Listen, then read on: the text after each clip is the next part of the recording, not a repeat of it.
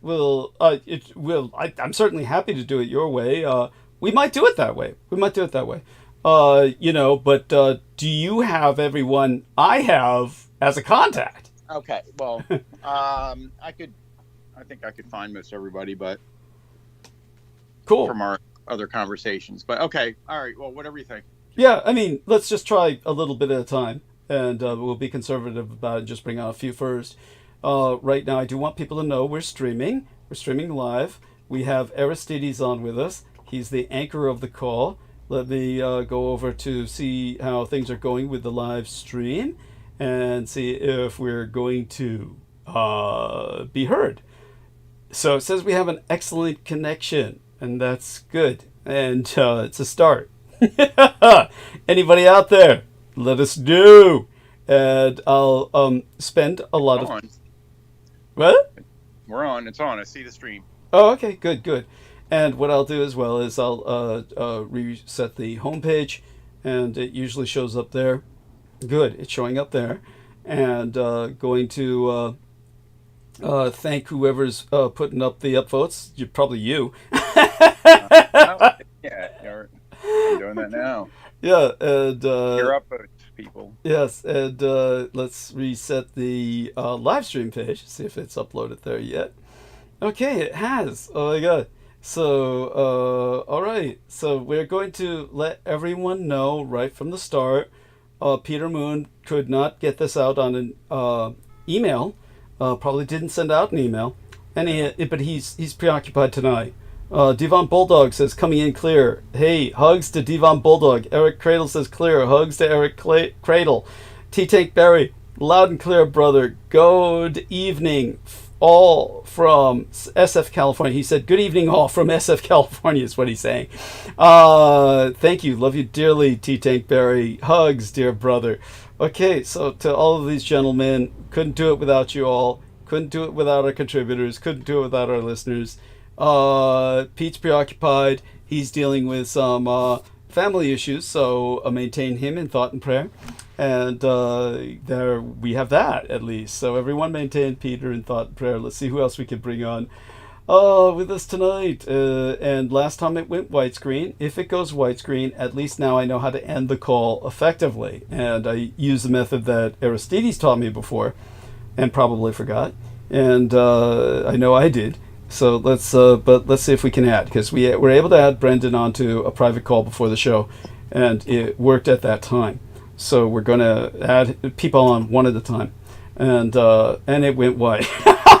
It went fucking white. The Skype it updated when I came home, and I was able to earlier make a call.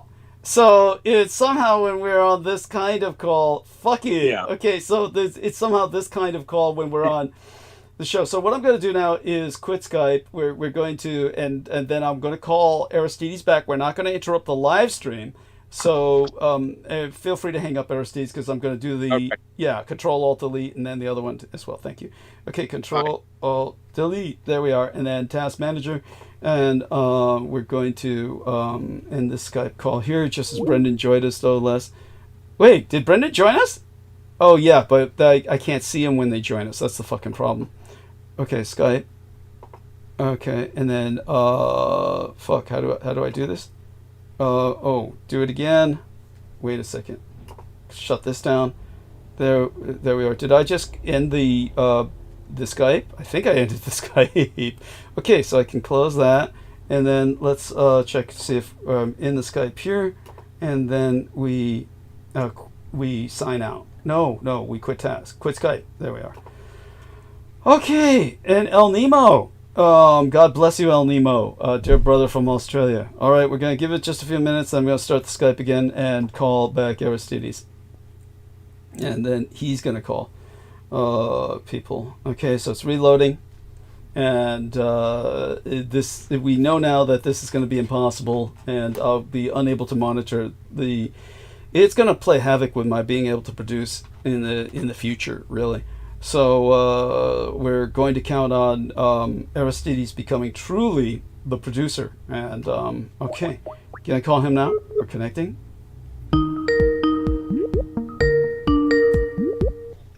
So there we are. So feel free to call everybody. add on everybody. Everybody. Thank you. It's all yours. And so that would include Brooke Gibson. Yeah, called her just briefly before the show. Okay, and you know, I don't think you need me to name people out. You can remember most of them. Do you want me to start naming people out, or just gonna confuse you? You can give me a short list if you want. Okay, so it says Brendan Zoget started a call. If you call in, Brendan Aristides can add you. There he is. Incoming call. So call Aristides, Brendan. I don't know how to merge calls, so just let me add them to the.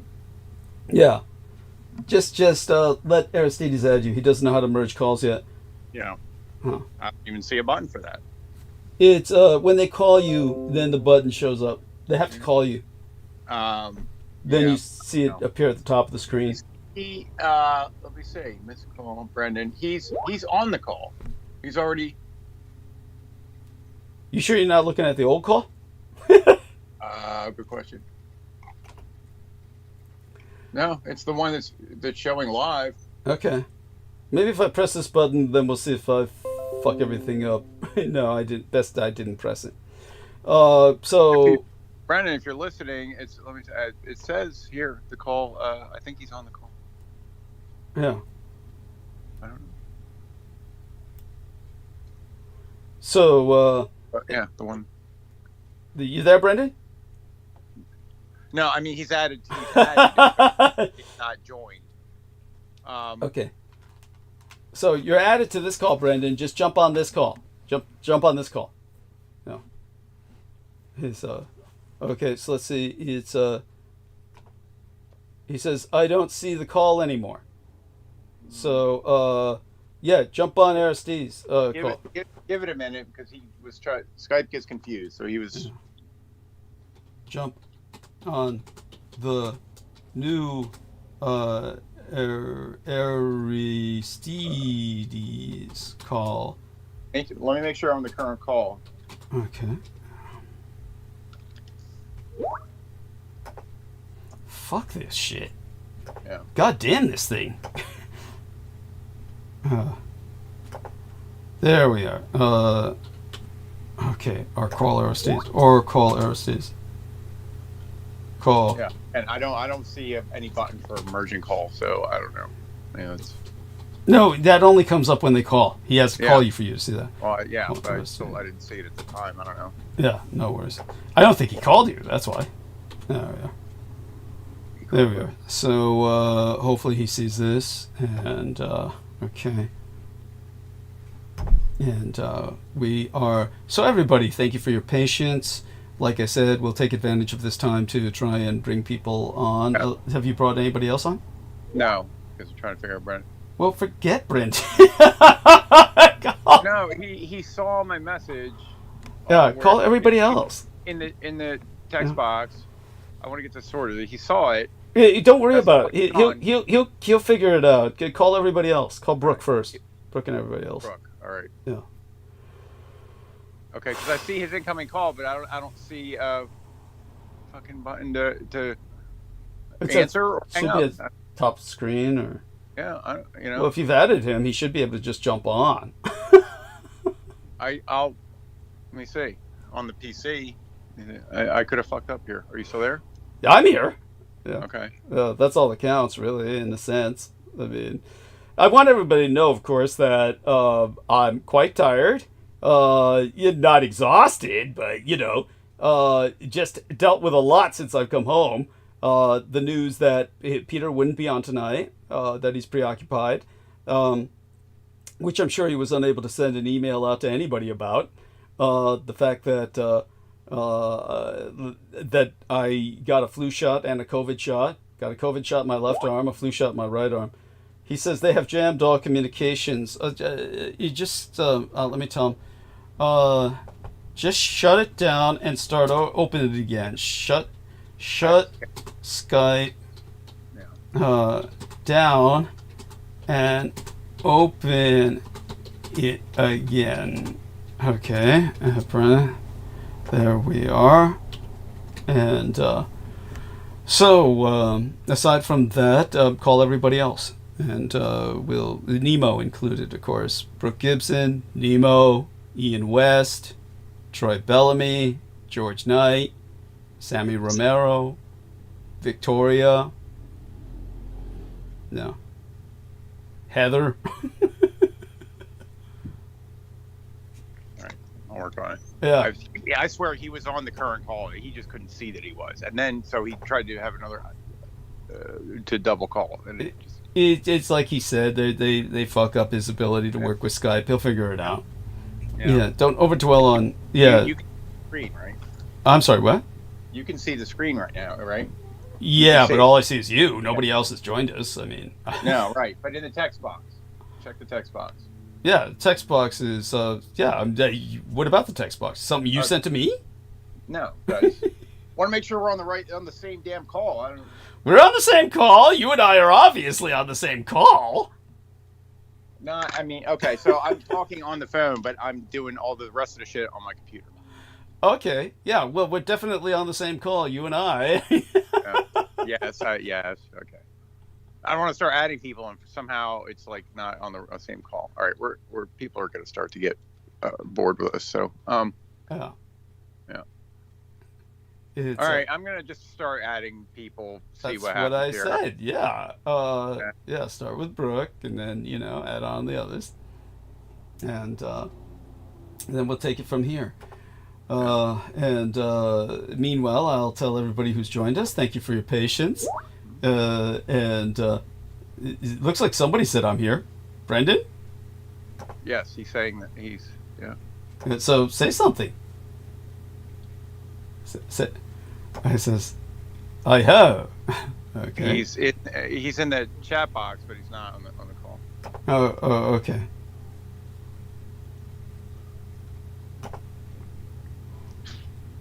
At any rate, I didn't add to this conversation. I was already on it. Okay. What is going on? Okay. See if you can. Brendan Zoe gets started to call. Maybe I'll press the button this time. Yeah. Okay, there we are. Okay, so I press the merge button. And I just tried to add everybody, so. It still says an incoming call from him when he's already. Says call merge is not supported. Yeah. Says answering this call, place your other call on hold. So I almost screwed that up. So good thing it didn't work, I guess. Brendan, just exit out. I'll try to add you to the current one. Yeah. Why he keeps calling, but I don't know what to do with that. Okay. Thanks for calling Jennifer Hawkins, Amy Como. Okay, you can see all others. That. Yeah. 12 others. Because he's on the current call. He's just not joining it. Conventionally, yeah. He's just calling a separate call. Yeah.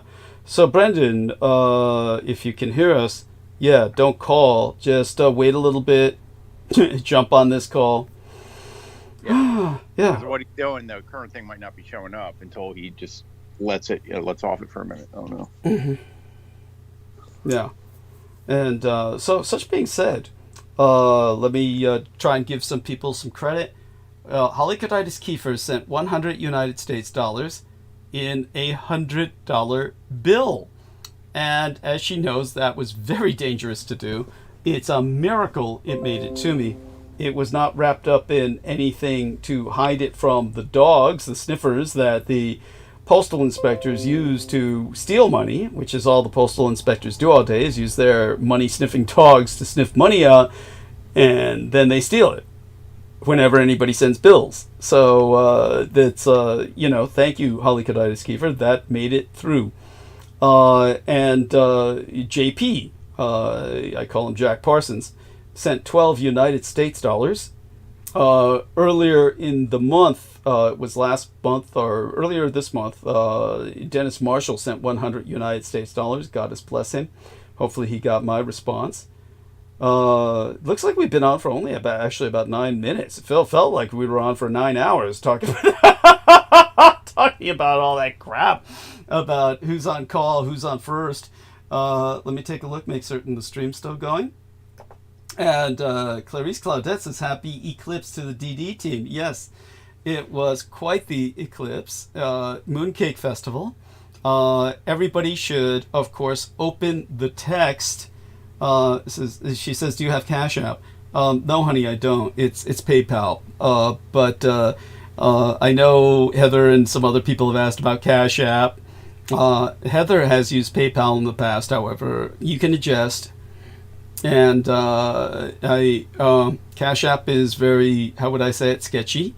And Brendan can give you the details on that if he's ever able to get on the call.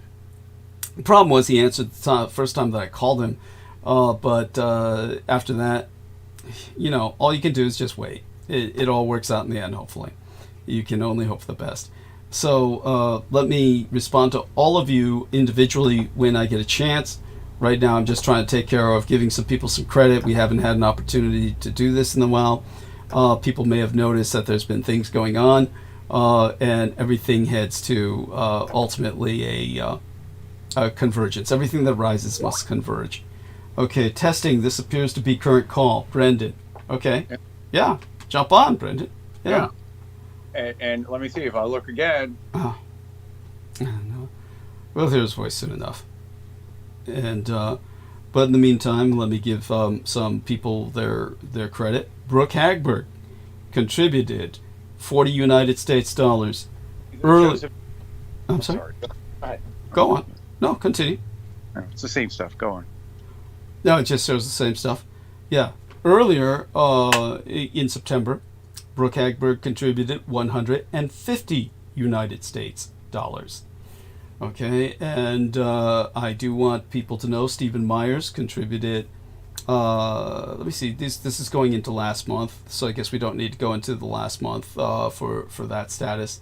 Brooke Hagberg helped immensely at the beginning of the month so that I could get a new keyboard and a computer.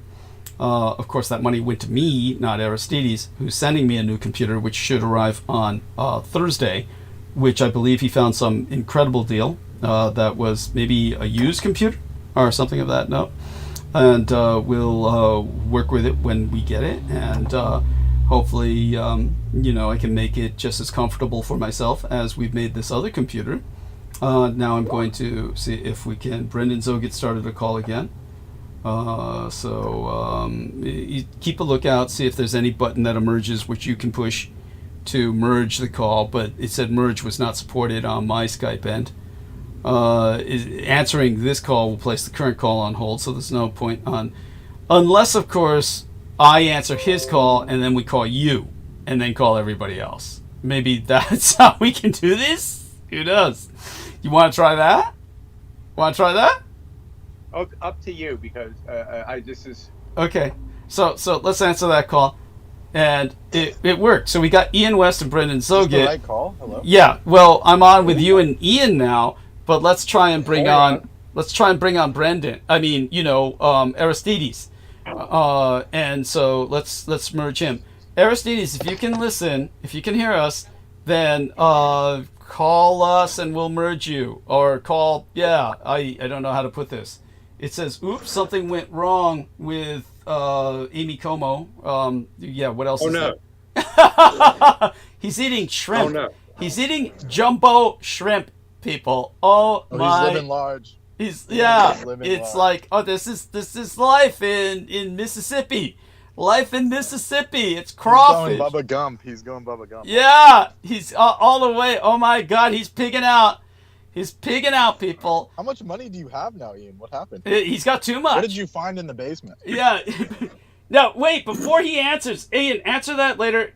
Brendan, this is essentially your call. Add on Aristides. Okay, we got Aristides. How did we manage that? Tried. And now Aristides is going camera. Now Aristides going camera happy because he sees Ian. He wants us to see what he's eating. No. See, Aristides caught on quick.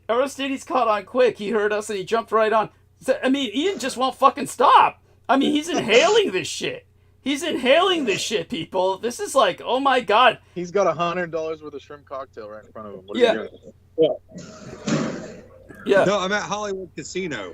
Okay. Holy shit, he's balling out. Yeah.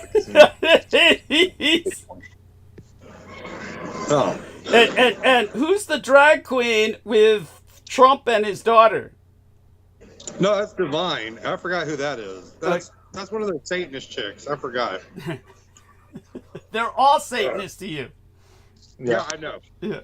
And so what I'm going to do now is try and, PayPal, just to give some other people some credit that deserve it.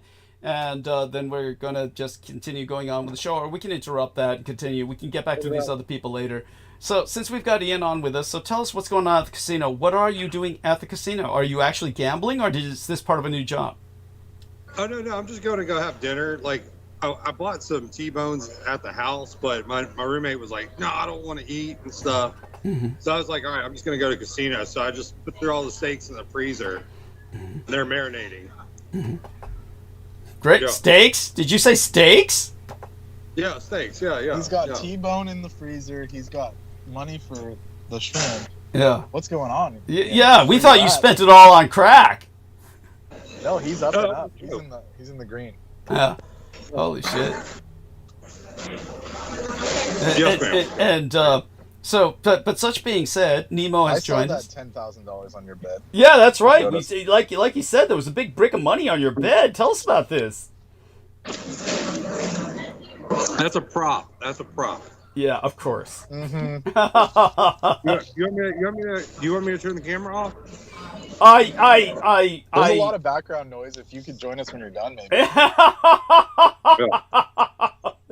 Yeah. Yeah, you guys gotta see the frog legs here. The frog legs. Oh man, I envy. I love frog legs. I love frogs. I love frog legs. They're delicious. Yes. What are they shrimp? Yeah, I like them whether they're boiled or battered. I love the shrimp too. Yeah, I love it all.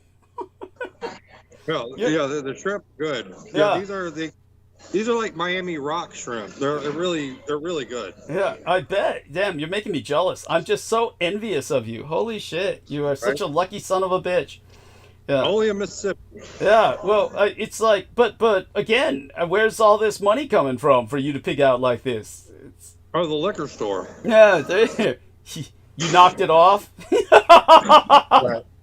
He's pinching the register for sure. No, like it's Wednesday night up here, so instead of the buffet being $60, it's $40. Cool. So I just took advantage of it of the Wednesday. No, well, I definitely envy you. Tomorrow they're gonna do the Dungeness crabs, like the big long 3-foot crab legs. They're gonna have those tomorrow night. All right. Oh wow. Yeah. Well, again, I envy you. I mean, I love all that shit. Damn. Yeah, me sounds like a white trash paradise. Yeah, it is. That's why they call it Hollywood. What is it? Hollywood? No, Hollywood. I'm drinking an Arnold Palmer too. All right. This is like half tea and half lemonade. Yes, thank you for explaining that. That's that was good. You guys want to see the buffet? I can show you the buffet. Yeah, sure. Why not? Yes. Yes. Okay. Yes. So I got given up. He's just giving up on the show. It's okay. Yeah. See the frog legs. All right, here. Hold on. Oh man, I'm just gonna get hungry. Jesus Christ, I envy this son of a bitch. It's a special edition, Mississippi buffet edition. Yeah. There is an element of truth to what Brendan Zoget says. I'm just like, right. Let's put it this way. First off, I do want people to know that the doctor shoved more cameras up my nose, did point out the staples and the stitches are supposed to dissolve, and she's amazed at how my nose is healed. Yeah. Here, check this out. This is just the dessert display case. Yeah. Most of the time, those desserts at buffets are usually pretty bland tasting. Do these actually taste like they're rich or sweet or something? I'll just show my friends the dessert display case. Yeah, they think you're casing the joint. They're usually just packed with sugar more than it needs. Yeah, I mean, I remember this one buffet table. The sweets just weren't sweet at all. Check it out. Real stinky. Yeah, this pizza, that looks pretty bland. Painted cakes do not satisfy hunger. That's an old Buddhist saying. That's funny. I like that. and there were. all the frog legs. They're battered. Oh man. Oh, Is that calamari? Yeah, it might as well be, but They definitely have seafood out there. It's all got a bunch of black goo in it from the from oil the spill. Yeah, the oil spill. It's all got that But that's shit. like seasoning for Ian. He likes that black goo seasoning. Yes, to Ian, that's all. That taste. It's got that tang. It's got that. Yeah. and he thinks That it's under what is it called? The underground, the nether world ooze. Oh my god. It's got that Cthulhu ink. I'm yawning already. At any rate, thank you, Ian. Just hold on for a second while I go. I guess I'm just gonna ask Nemo to give us an update too on how he's doing. Okay. I'm doing Yeah. fine. Yeah. Okay. Good. Glad to hear that. So I want you to know, Ian.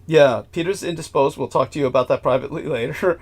He's and damn, Ian's still going at it. Damn, Ian, I just envy you. It's just like so what is this your way of lording it over us? Like, Amy Como, what's that message she sent me? She says where she's at in Burlington, Vermont, she says it's a homeless battleground. She says, let's take a look at what she says.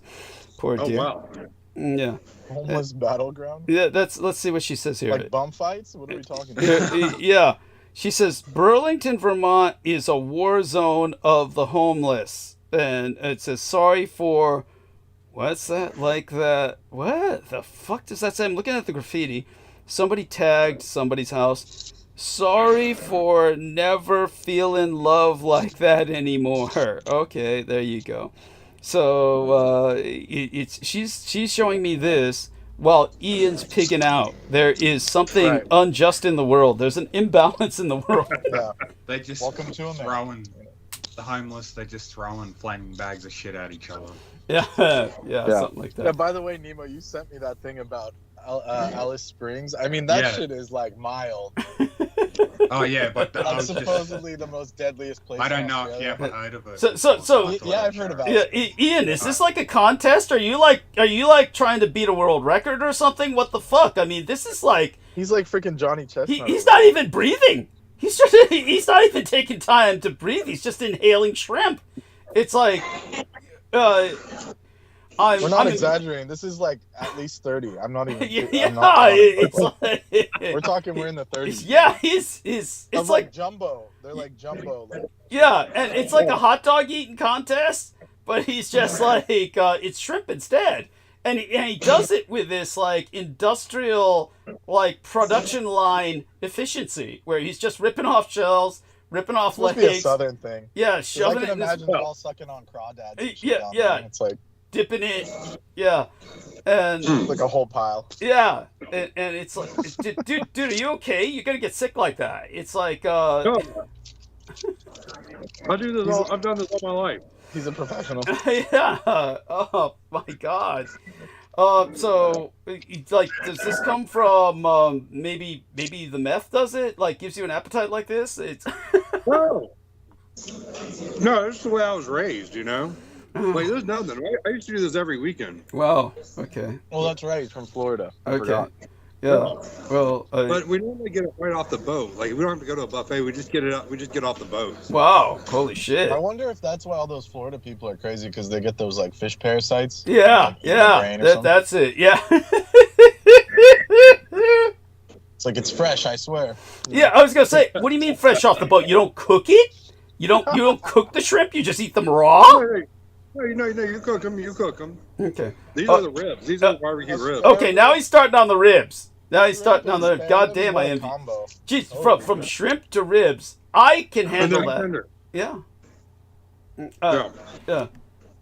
They're tender. Yeah. I bet they are. Yeah. Holy shit. Yeah. That's. Damn, I envy you. Damn, I wish I was there, but I wish that while I was there, that Ian was not. So I wouldn't have to look across the table at that. There's a reason why he's by himself. Yes, no shit. Well, everybody's afraid to go near him because they think they're next on the menu. He'll just grab them and start chewing their flesh off the bone. And a milkshake? What is that? No, that's an Arnold Palmer. It's lemonade that's and right. tea. Yes. Yeah. Unsweet tea and lemonade. Yeah. I'm sure he's loaded it with something else. So Amy's finally joined us. So Amy, what's this? She told me, you've never cultivated a following, Douglas, with a little wink of her eye. I guess it's all Ian that's done all that. Yeah. So tell us, Amy, before I go into. Yeah. I had to consider like the Occam razor of it. Like what is the most obvious reason for so many more people wanting to listen to this? Well, look at the camera and tell me it's that. You're going to look at the camera and you're going to tell me it's that. Yeah. I mean, you didn't even see him at his finest. Now, look at him. We're seeing the underside of his chin now. It's like we're giving him a blowjob. It's like we're giving him a fucking blowjob. It was delicious. For my first time, it was good. Yeah, first time it's good. Yeah. You just ate and left? You didn't get your $40 worth. If I was paying $40 for a meal buffet, I'd be staying there all night. Yeah. Well, Ian has cash now. He had a brick of like $10,000 on his bed. Yeah. And he tried to say it was prop money. Yeah. What a joke. Yes. Yeah. This guy is knocking off gas stations. He's All right, cool. So are you making a tour of the place or what? Yeah, don't take us with you to the bathroom. Yeah. He's heading now because it's all going out the other end. So he's going to take us with. Those shrimp look a little undercooked, but yeah. I got here at like. No, I got here at like 7:30 or something. So, eating for an hour is pretty good. Yeah, but now we're about to go to the smoking casino. So this is where you can smoke cigarettes and the 50 shrimp was your night right here. Look at that. No way. He finished the meal. With that. That's amazing. We muted him because all we're getting now is background noise, poor bastard. And at any rate, so Amy, catch us up by give us a status report, please. You have to get off mute to do it. Are you? I know. Tell us about your experience in Burlington, Vermont, the homeless battle zone. Explain that, please. It's awful. They have put up fences on all the empty lots so the homeless can't camp there. Like every section of town. It was ridiculous. Like I went to this thrift store and they didn't have a bathroom there. I had to go to the gas station. The gas station doesn't have any bathrooms. So I go to the next gas station. I'm like, can I have a key to the bathroom? And they're like, no, we have to let you in and let you out of the bathroom. It was like lockdown. There's such a, like all the institutions of Burlington, like Memorial Auditorium, where like I used to go for all of these art shows and taiko drumming and just fun things, widespread panic shows. Like it was all fenced off because the homeless had been in there and they had ruined it. They graffitied everything. They'd vandalized. But it's like every other block has been, all the parks have fences on them now. So you can't even go and sit in a park in Burlington. It's awful. I don't know. Well, what else are they supposed to do?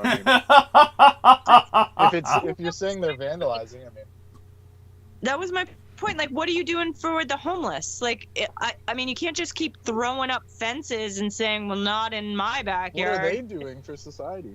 Should I go the red state route and start shit talking them? I can understand if you do. Yeah. I mean, I have to be honest. I think a lot of the homeless people don't even speak English. I think there's a lot of refugees who were brought here. Yeah. Like when I was in, You've been listening to Peter Moon, haven't you? Wait a second. I'm on the Canadian border, though. You have to understand. I'm on the Canadian border. Yeah, Montreal is a multinational city. And like we're right on Canada. Tell them to go to Canada. See how they like it there. Who was it that said Montreal's an international city? That sounded like a different voice than someone who was on the call. Ian, why? Wait a second. I gotta ask this. Ian, why is the phone always at your crotch. Why are you keeping this at your crotch level so we look up at you from your zipper level? It's like, what is that? What is this about? I don't get it. It's like a combination of the Blair Witch Project and James Belushi, who is just like, instead of doing cartwheels, he just keeps walking around. It's like a meandering, like, except you get the shake effect, so you get the, vomit comet effect. It's like, look, I'm shaking you till you get nausea, except it's at my crotch level, which makes it even more nauseous. It's like, what the fuck? Thank you, Ian. He took me. Okay, I'm back. I'm back. He's back. Sorry, no, my phone froze up. Your phone. So I'm walking around the lazy river now. Point the camera to the area around Is you. he breathing heavy? Are you breathing heavy? Hold on. Yeah, he's getting the sweats from all those freaking ribs and shit. They're like conflicting. The ribs and the shrimp are conflicting. Here, let me go sit down. Let me sit down. Where's my Yeah, I bike think at? you should. Do you want us to call an ambulance? No, shut the fuck up. No, I want to figure out where I park my bike. Other people look for their cars. Oh, shit, Okay, I he's found my wasted. bike. Okay, cool. Sorry. Okay, cool. I'm settled in now. I found a spot to sit. Okay. Okay. He's sitting down now. He's sitting down now on a pile of grass. This is he's in the middle of a parkland. No, I'm at Hollywood Casino in Bay State. What the fuck was that? Yeah, what was that? What the fuck was that? We're supposed to be asking you that question. Oh, that sounded like it came from my phone. That's what I thought. Yeah. Oh, how you doing, Amy? Good. I thought that was Nemo. Nemo make that noise? I got on my knee. Are you? I'm here. I should have. Where's Peter? Did I miss something? Like, did Peter not show up tonight? Peter's not. He's Busy. yeah. He's indisposed. Got it. Okay. He go to the casino too. Dude, I don't have a casino to go to, but I would love to go to a casino. I do love. Is there even casino. anything on Long Island? I thought it sounds just empty to me. It's just a bunch of. It's like a bunch of houses and Chinese restaurants. I think Long Island's nothing but residences and shit. Yeah, Right, but, that's what it seems like. but yes, what we were talking about Like was the Great on our, Gatsby and shit. yeah, on our latest episode, Peter Moon was trying to rent a truck. Did you hear that, Amy? When they kept asking him for security and background check, and then I asked him why would they do that when they went all out and having him like, and he was describing there was this young black lady who was helping me, then this and she was wonderful, and this young Chinese guy was helping me next, and he was a great guy, and then I said, why are they asking you for all this background security check? Then he said, went straight to Fox News. He relayed the Fox News formula. He said, must be all them immigrants coming in and minorities stealing trucks. But we don't have many of them on Long Island. But it must be them. The funny part about that is that they won't let you rent it without an ID. So I don't know. And then he said they were stealing IDs. I mean, that's not how that works. And apparently someone stole my mom's library card. So there you go. That's how sinister these people are. Taking her library card like that. Yeah, they just want to That read. is pretty sinister. Yeah, the library was like, yeah, you're registered to this like town that's a few hours over. And she's like, I've never lived there. And so they wiped her whole file and had to restart it. Are you walking again, Ian? You're walking again, aren't you? Yeah, I'm getting on my bike. I'm going back home. What? I thought you were going to the smoking casino. I did. I just walked through it. Oh, okay. You know me. I don't gamble. Shit. Right. So we're okay. I'm gonna get nauseous. Turn off the camera. You just went there for food? Okay. Yeah, I can't. Oh, Yeah. God. So you're healing good though, Douglas. So yes, let me catch you up on that. Thank you for asking for the status report, and then we'll get back to Ian and Amy. So Ian, do thank Amy for saying you're the reason for all my skyrocketing subscriptions. Don't forget to thank her personally for saying that you're the draw. Was that your thesis? Was that? I thought you didn't finish. I thought it was something else. I Well, thought Yeah. Doug, come on, it's obvious. Come on. It's always it's most obvious thing is always right. Yes. And Much appreciated. yes. That was a clever response, Ian.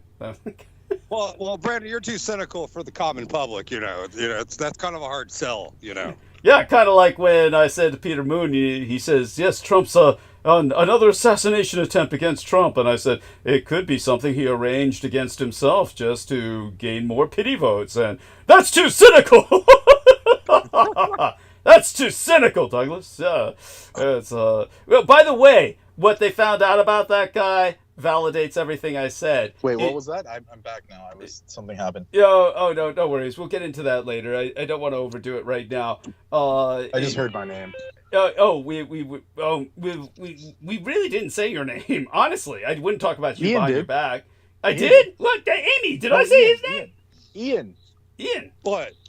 Yeah. He said something about me, and then Did I say talking something to me, about him? It wasn't behind my back. No, he's not behind his back. Oh. No, honestly, That's a hard sell there, Brandon. You said I was a valuable asset or something? yeah, honestly, I I didn't. said that's a hard sell. Yeah.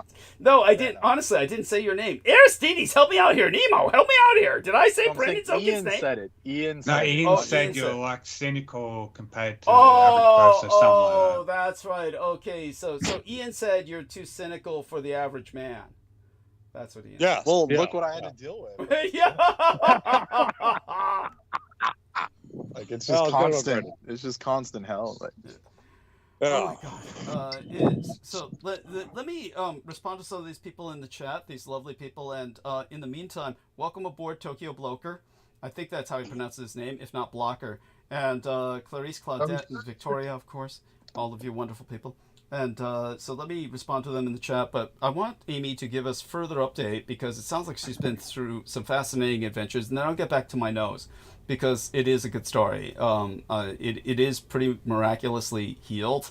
It just goes to show that, yeah, the nanoplasma and the vampiroid bloodline really works miracles. And the doctor herself said, the visit that I had today is usually much worse than the initial follow-up. That after the initial follow-up, there's usually much more swelling, irritation, everything is much worse because the person has stopped taking their steroids, and then they begin to get worse. And in my case, that's not the case. So she said, with what I've been through, the healing is remarkable. And, and I said, yeah, there's a whole series of stories behind that. Maybe one day I'll get into them with you. But at any rate, so back to Amy. And Amy, Yes, sir. yeah, please continue with what you were doing down in Burlington, what other horrors you've witnessed, and what else you're dealing with. Perhaps any new developments with that individual who I asked you to call. You don't need to name him. Don't need to identify him. We don't want our gang stalkers bothering him. But any progress with him? Any further progress based on? Did he help you in any way yet?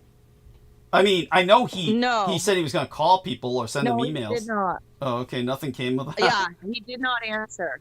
There was no answer. But I've had the email. Skype If you're talking about the funny. email, that was rejected because you added his last name into the email. Or you mean there was no yes, answer but after? I was calling. Yeah. I called him. Okay. I called him, and then I called him back, Yeah. but I haven't heard anything. Okay. And I didn't realize that you had met him as you did, and that perhaps it'll take him a little longer, just out of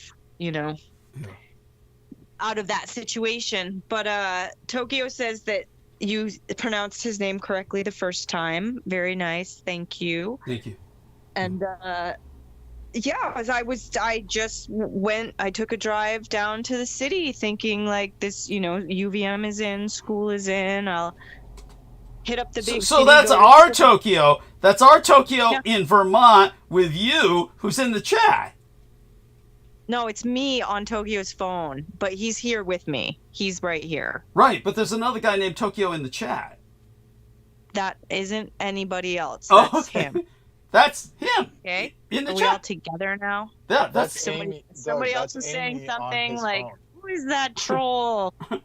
He's my troll. and I'm using his phone, so it's actually me. It's not even him. He's cuddled up with the dog on the couch. Okay, so his surname is Blocher. That's his real surname. Right? Yeah, it means it's German. The first time it you means, said it was correct. jailer. Okay, thank you. Oh. Appreciate that for both. Now I finally get it. So he really enjoyed the latest episode, or you did. You might have been using his phone when you said this is good for the last episode. Yes, that was me. That was actually me, because his phone has the service. So sometimes if the Skype hasn't been working awesome as it should, as it always used to work so perfectly all the time. You're saying that sarcastically, right? No, I'm saying it in the hopes that they hear me and they're like feeling good about themselves and they have the confidence to go ahead and work fucking properly one time. That's very optimistic, Amy. That's very optimistic. No, just work, machine. No, you have to talk nice to the machines. Machines, you always work perfectly. Just keep working perfectly. No, it hasn't been working very well at all. But despite all that, I was looking into the Savitri Devi books that you had talked about. I think it was maybe the time before, not last time, but the time before. Yeah. Where I looked up all that stuff. They're fascinating. I don't think anybody else is such a strong, outspoken supporter of, the German Aryan culture. Or my biological father, yeah. Or that, yes. Especially that.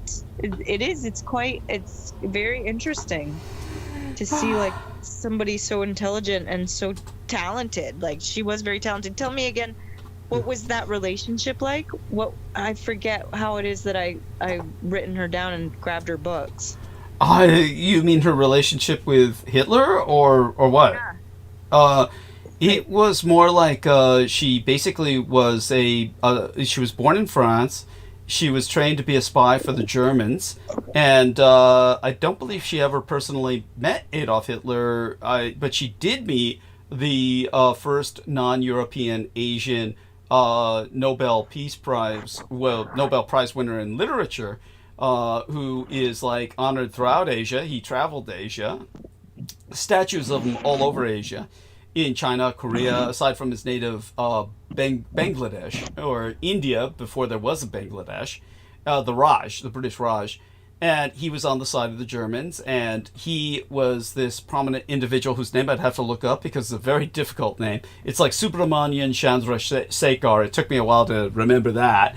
But this guy's name is different, and he was this, if anybody looks up the first non-European Asian Nobel Prize winner of literature, you'll get his name. And you probably still won't be able to read it. But he was the guy who basically took in Savitri Devi at his estate, and that's where she became Savitri Devi. That's where she converted to Hinduism, for lack of a better word, or the Vedic cultures. And I'm going to give a special. Oh, forgive me. I don't know how to respond to Amy because she's in there as Tokyo, but I guess I'll give her a kiss since we all know it's Amy now. So let me give her a special response here in the chat room. And in the interim, so that's, I could go on a bit more about it, the town that she was in. Later on, when the Brits took over again after World War II was understood as being over by the general public, then they turned it into a training ground for their own spies. And that same town that used to be the estate of this Nobel Prize, this Nobel Prize winner in literature, they turned his Chantilly-Tuan, I remember the name of his estate, they turned that into a spy factory where they produced the likes of Julian Assange for the Allied side. But Savitri Devi had moved on at that point, and she lived a fairly full life and churned out a lot of books, but they're all very difficult to find. Hopefully someday that changes. So definitely appreciate your looking into all of that, and it's recommended to Victoria as well, and Marina Sarin was already getting into it, and that's where we brought it up. She knew about it, and when she brought it up, she did very strangely or synchronistically, she brought up a lot of things that I was writing about in what I'm trying to put out as books. That'll hopefully someday get out. We're gonna have to start publishing them ourselves. It's You can do it. Yeah, we'll do It's it. not that hard. Yeah. It just takes focus, which is hard living in a crypt. But Yeah, it is. Yeah. you know, sorting out the necessities. Once that's done, it isn't that hard to get your stuff out and then to market it. I mean, Yeah. seems like it's taken forever, but It's probably gonna take a lot longer now. But if we have a failsafe, like there's a way for us to publish.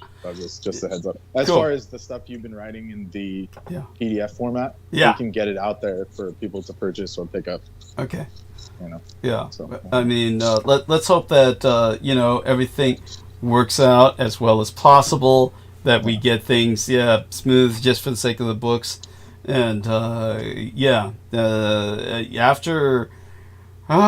Okay. Well, we'll move on to a different topic for the moment. Yeah. I just meant the Conjuring book or whatever, the Evocation book. Yes, yeah, that one. Not Conjuring, That yeah. one, the other one That's that I'm what I was working talking on. about. Yeah. And so there we go. That's, And the second book, yes. the Dietrich second book. That's right, Dietrich's second book. That's right. And so there you go. We're just Post World Order, we'll call it. yeah. Title it. I like it.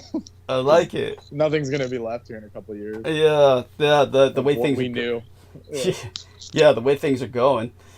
It's been quite the adventure the last several hours. Coming home to news Peter couldn't participate tonight, and just you know, aside from that, dealing with other things, you know, my own responsibilities. But Amy, back to you for a little bit, and then we can go back to some of these other subjects. So Amy, tell us a bit about. Like you said, you talked to that guy for only that one conversation. He said he was going to send emails out to people in Vermont that might be able to respond to you, but nobody from any of these theoretically emailed people sent you anything, I presume. Correct? correct. And then I went an hour south to our major metropolis, and it's a war zone. And I completely what were you going there understand. for? What were you going there for? I had a doctor's appointment. That's the only place that I can go to get services, health services. Like, I had a doctor's appointment, so I drove down there, and A ghetto clinic. The only place that you can get health services is in a ghetto clinic. you're so lovely. I went to the chiropractor. I went to the chiropractor. It was fun. And afterwards, I tried to go to my favorite stores that have all been shut. So I had to find some new stores, which there are lots of new stores. I'm But surprised, but go ahead. it's all like East Asian, Nepalese. Oh, so this is where the immigrant thing is coming in. Okay, so tell us about That's what I'm this. saying. Like, it's people who don't speak English. Like, they're wandering around with no idea what they're doing here, and I feel terrible. But I'm from here, and I'm wandering around like, when am I gonna get into housing? And when is somebody gonna like notice? And it's just, I get it. Like, I get that, like, everybody I talk to wants me to call somebody else because all they do is answer phone calls like mine all day. Well, you should definitely advocate for yourself. That's really the only option left for us people here. Yeah. Like, because the reason why they that thing push up these other people is to make themselves look good. Like these government agencies, they say, look, we have so many refugees, this is gonna pad our numbers. But for people that are here, you guys actually have to advocate for yourselves and all that. But That's really the only option. what you say, of course, is common sense. But Amy, have you not been advocating for yourself all your life? Yeah, I mean, I suppose Brendan wouldn't understand just because we've not had too many personal conversations about like the backlog of paperwork that just goes nowhere. I'm just going off the wording, like what you have just said about Yeah. someone discovering. And after having spent a day down in, the big city, it's pretty much been leveled. Like, it's everything old is now destroyed and graffitied, and there's like these new complexes that nobody can move into yet because for whatever reason they're so brand new. Wow. Weird situation. And then the fences to keep everybody out of the parks. Uh-huh. That was the most bizarre. And so nobody can go into the parks. Nobody can. They put fences around all the parks to keep the homeless from sleeping there. Uh-huh. But nobody can go in. I believe that. Yeah, but nobody can go in. I mean, I could send you guys more pictures. I just kept taking pictures because it was like so shocking to me. Having been in this city my whole life, like this is, if I had a city, this would be it. And just not even understanding, like, what are they doing? Like, Like, putting fences around the parks? That's not inviting. That's what kind of tourist wants to come and send their kids to UVM with a city that looks like this? I did happen to notice that one of the parks across from one of the service agencies had a sign that said it was going to be the winter emergency shelter area. So they're going to throw them all into a lot. Cool. And keep them in an empty lot in the middle of downtown for the winter. Well, that's the plan, I guess. We'll get back to that because that sounds pretty radical. And by the way, Brendan Zoga, if you can hear me, Brendan, I need you to come on. I'm going to do a screen share here, and I'll need his advice on something. And so let's hope he hears this. Okay, good. And I can see the screen. Yes. Okay, good. So I'm going to share this with you. How do I? I'm hoping that if I just leave this alone, it'll go away. Help strengthen the security on your Google account.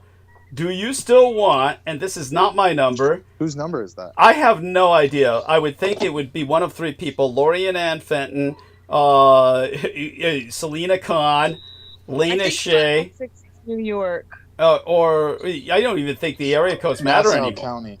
Yeah. It's Long Island, so it's Selena Kahn. Oh shit, Selena Kahn. And so it says, because I don't think Lena was that thing on Long Island. She was more in the States, right? Okay, yeah. Stateside. Right. Yeah, okay, so it's definitely Selena then if it's Long Island.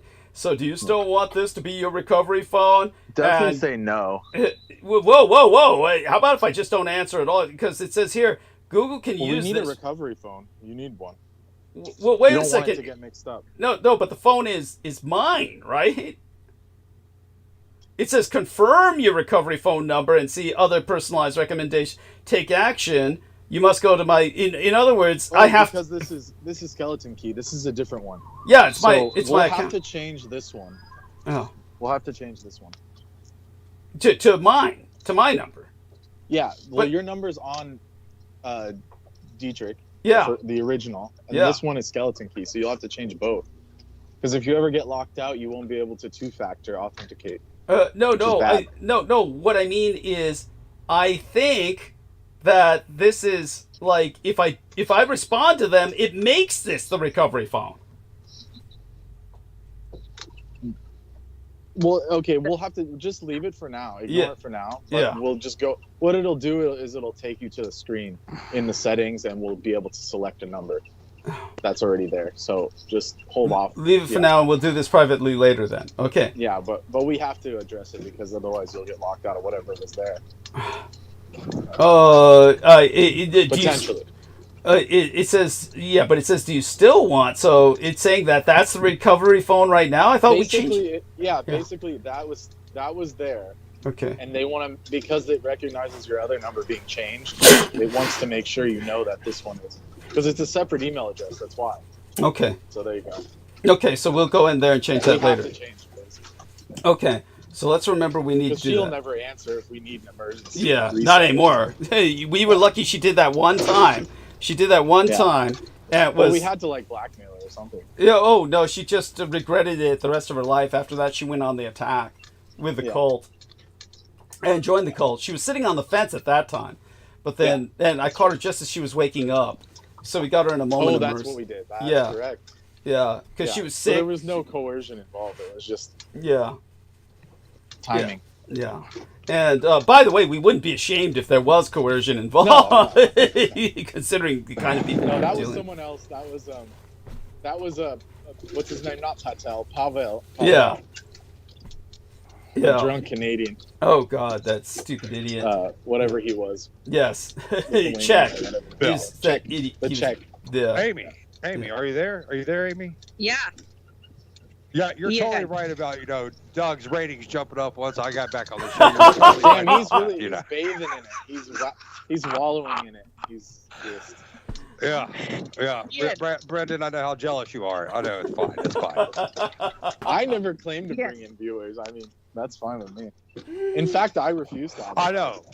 I just do it. It's a big difference between me and you, I mean, Ian, Just I'm totally- asking. I'm totally Did fucking you with you. actually that thing? Did you actually advertise? No. Well, I mean, yeah, I did advertise. Yeah, I did. But no, you know what's so funny? Like, as I was leaving the casino, I was going to tell you guys, I'll call you back after I get back from the yacht club, but I'm not going to go to the yacht club this late. But I was just going to say that as a joke, like to be all hoity-toity and shit, because I was at the casino and shit.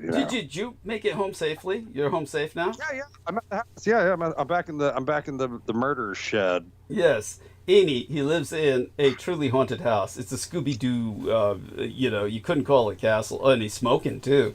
Yes. Are you kidding me? It's Mississippi. Yes. Yeah, right. Man, Come on. there's Sacred native lands infested with colonizers and the like. And and I live across the street from the nursing home, so that helps out a lot too. Darcy home or nursing home? There's a nursing home. Oh, I live okay. across the street from a nursing home where everybody dies, so yeah, it kind of helps out too. Oh my goodness. Yes. You see the spirits rise or sink or whatever. What you seem to have two things in your mouth. Is one of them is connected to the phone. The other's like your It's the voice. Yeah. Got it. I'm trying to get to the here. I don't have a good light in here, but yeah, man, I got the place cleaned out. It's pretty cool. And hey, you know it's even better? What? Guess who my neighbor is? Just try to guess who my neighbor is. Just try to guess. No, Amy. My boss. Your boss. No, my boss at the liquor store. She lives on the other side of the fence from where I live. Like her Wi-Fi shows up on my fucking TV. It's so fucking funny. It's hysterical. Yeah. It's small town indeed. Small town indeed. And I was going to go to the yacht club. It's just too dark and too late. Like this place really is the town that during its sundown, like everything closes at 9 o'clock.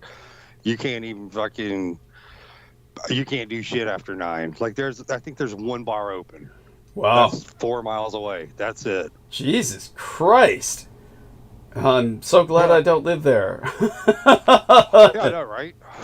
But it's pretty cool because it's like where I'm living at. Like I didn't know I was that close to the casino. That's why I went tonight. Because I asked my roommate. He's like, he goes, literally, it's not even 5 minutes away. I was like, Jesus Christ. So I rode my bike out there, and then I was gonna ride it to the yacht club, but they're I don't think they're open this late. And what about yourself? So in terms of the yacht club, what exactly is this going to sound like a stupid question. Is it supposed to, when you said you want it to sound hoity-toity, this is supposed to be like an elite cultural center? Yeah, like that. Yeah, exactly. Yeah, because you have to have a yacht. You have to own a yacht to go there. Oh, I see. But you know what's even better is not only is my boss at the liquor store my neighbor, she's also the president of the yacht pub or the yacht club. So oh, wow. I got in. Yeah, oh, wow. I got in on it. Cool. I'm impressed. So, yeah, I lucked out. Yes, so. And so is this like a case where you're not going to check on your grandmother and your aunt ever again? You just kind of abandoned them, or was that an acrimony, or how how do you feel about them now? Like, are they? Well, they have their own yacht club. They can go to the yacht club in Waveland, and I'll stay at the yacht club in San Luis Obispo or Bay St. Louis, because I'm in Bay St. Louis right now. Okay, all right. So, so what I'll have Amy do is go back to some of what she was talking about. Oh, he's flashing back to Laurel Canyon, talking about California. Yeah, I was about to say, yeah. When he started talking about San Luis Obispo, I was thinking, they're coming in waves. Yeah, I was thinking, isn't that California? That's what I thought. Yeah, it is. Yeah, Central Cali. Yeah. Yeah. I used to play shows out there at San Luis Obispo, so I always forget about it, or get it mixed up, get them mixed up, but whatever. Yeah, just so people understand, the reason I'm yawning so much is I haven't slept in a few days. It's not a bad thing. It happened with the celebrations going on with the festival and everything else, but also when I sleep at the estates, I'm usually too hyperstimulated just by the environment to sleep the way I do in the crypt. In the crypt, I truly just drop dead and then reanimate later. So why do you take us on these walking tours? You insist on turning on the camera when you walk. Oh, my bad. So we see the ceiling. Sorry. Oh no, thank you. But it's good you get some exercise. Nice, you're walking around the house.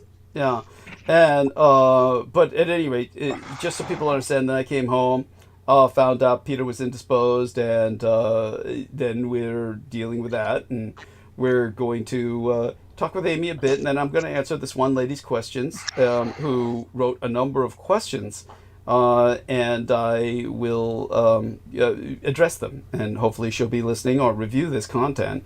But first, let's get to Amy and give us another kind of rundown. So when you went to see the chiropractor in this area, it's like this chiropractor, it's obviously something does this, it's not like you get, is that covered by whatever insurance you have, or you just saved up some money and went to see them? What's covered? No, it's covered. You get 10 visits a year. Oh, wow. So I have to be judicious with them, make sure that I, spread them out. But it's a pretty good thing to have a chiropractor on, state insurance. Yeah. Fuck, I wish I had that. Yeah, no, They don't have any chiropractic care at all in your plan? They fucked it up so bad that you have to jump through fire loops to, flaming hoops to get there. So I haven't even begun to jump through those flaming hoops yet. It's bullshit. Just real bullshit. They downgraded his plan to senior special. Yeah, and so. And I'm not being rude. That's literally what it's called. Yeah, and so I've got to try and change that back in October. So it was when I was advised to be the time to do that. So at that point, we'll just wish me luck, and hopefully that doesn't fuck up the reconstructive surgery. Now, people looking at me now, like my head and neck surgeon, said, wow, it doesn't look like you need reconstructive surgery now. Your nose looks normal now, which it does. But I told her, I still want the consultation. So,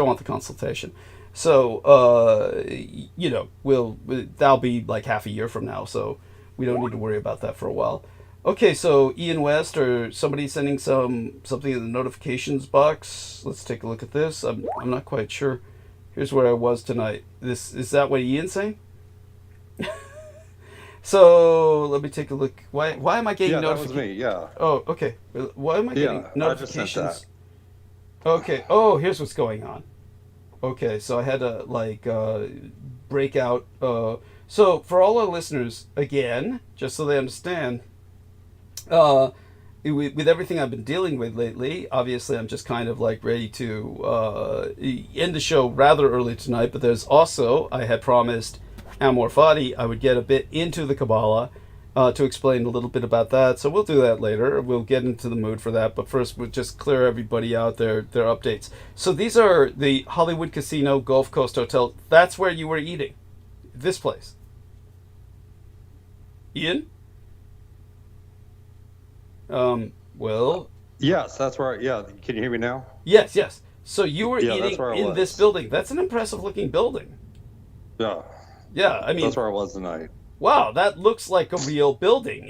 That's not like some bumfuck. You're not in that, bumfucking area.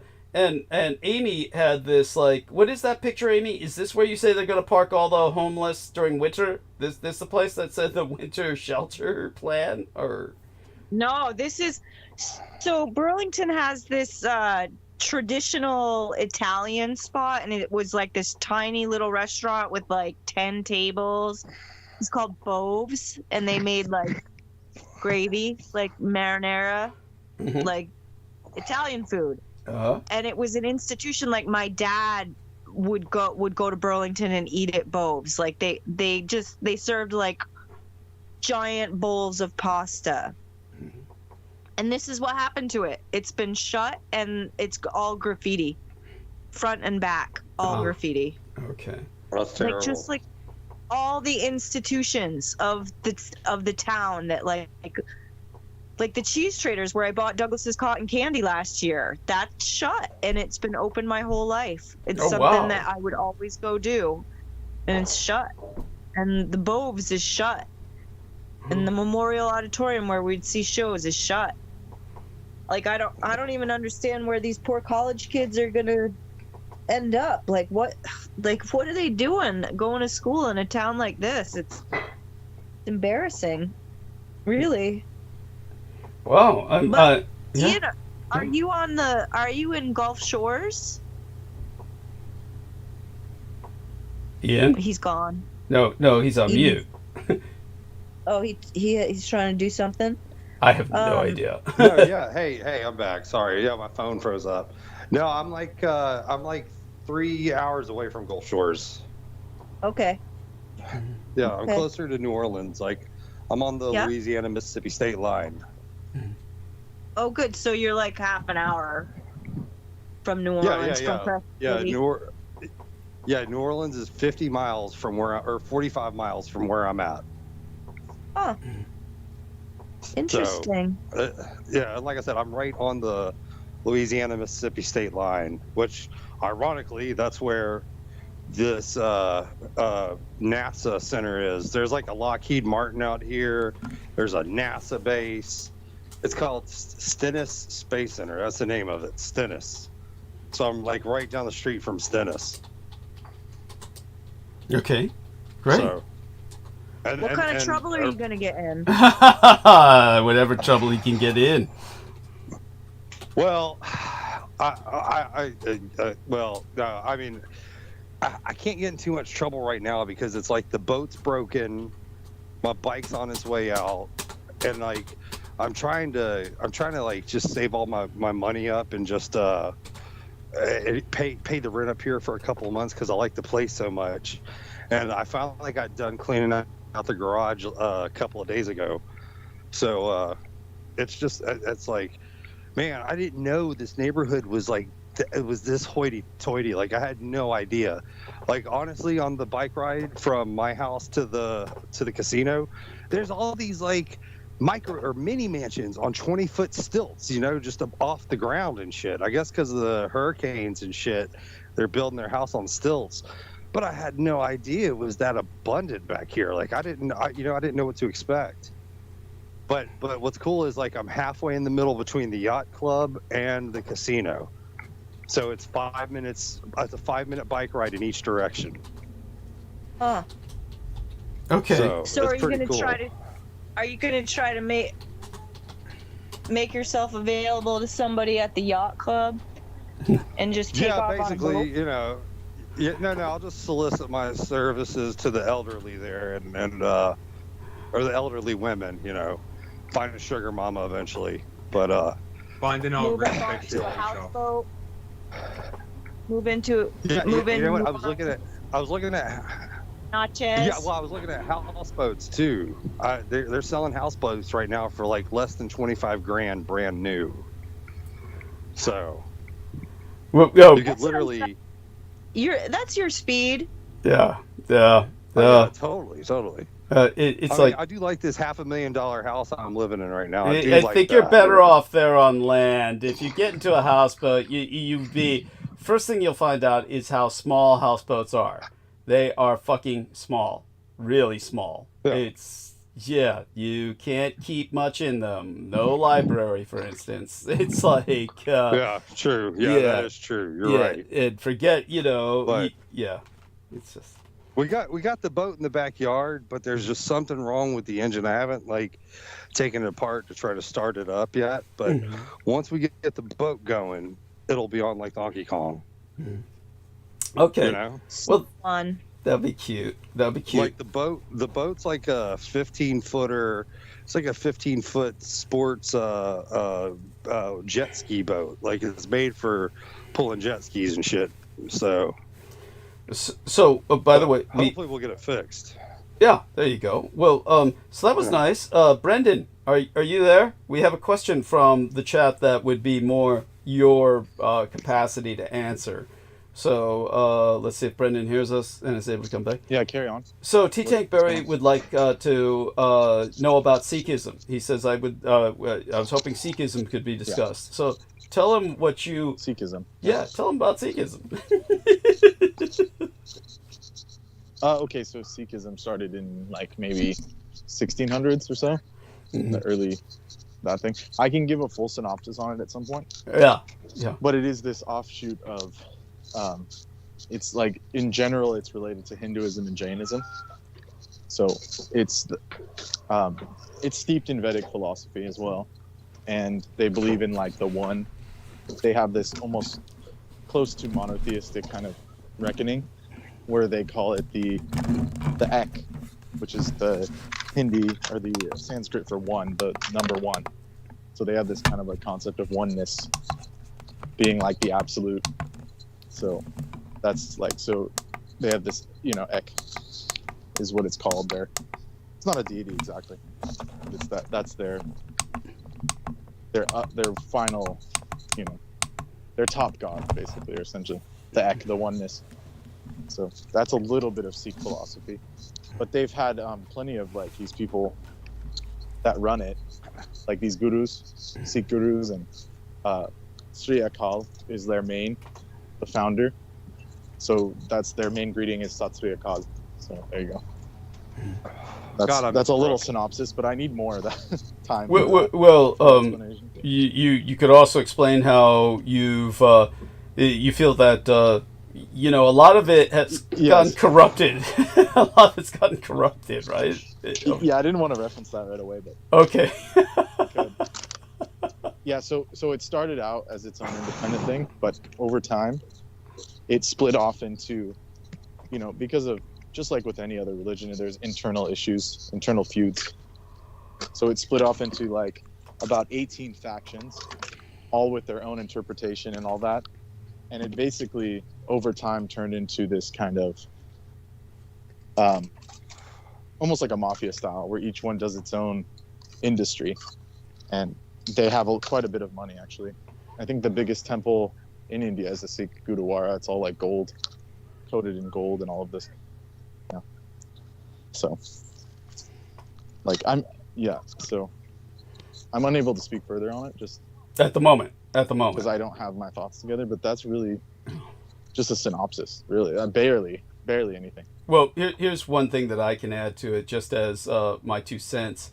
Is of course I feel some sense of shall we say sympathy with them, in the sense that they maintain extraordinarily long hair. The men do. They try never to cut it, and they wrap it and braid it around their head, and that's what they contain inside their turban. And the reason they all theoretically wear turbans is because they need to contain that hair. And they feel that is this incredibly strong defense mechanism, better than a helmet as far as they're concerned, or this is what they're taught through their faith. And they feel that this will stop bullets. And they're convinced that historically that no bullet has ever penetrated that braided hair that they wear within that turban. This is like a belief of theirs. And so it's important to note that the reason why they have these, they're more warlike, is because they fought off the Mughal invaders, because they were the spearhead of the defense of the Indian subcontinent, because the Mughals were coming down from Persia, and Central Asia. So they had to fight off waves of Mughal invaders for 500 years, which is why they carry the, their sigil is 2 scimitars, because they're a warrior class, basically. That's a little bit more of their story then. Yeah.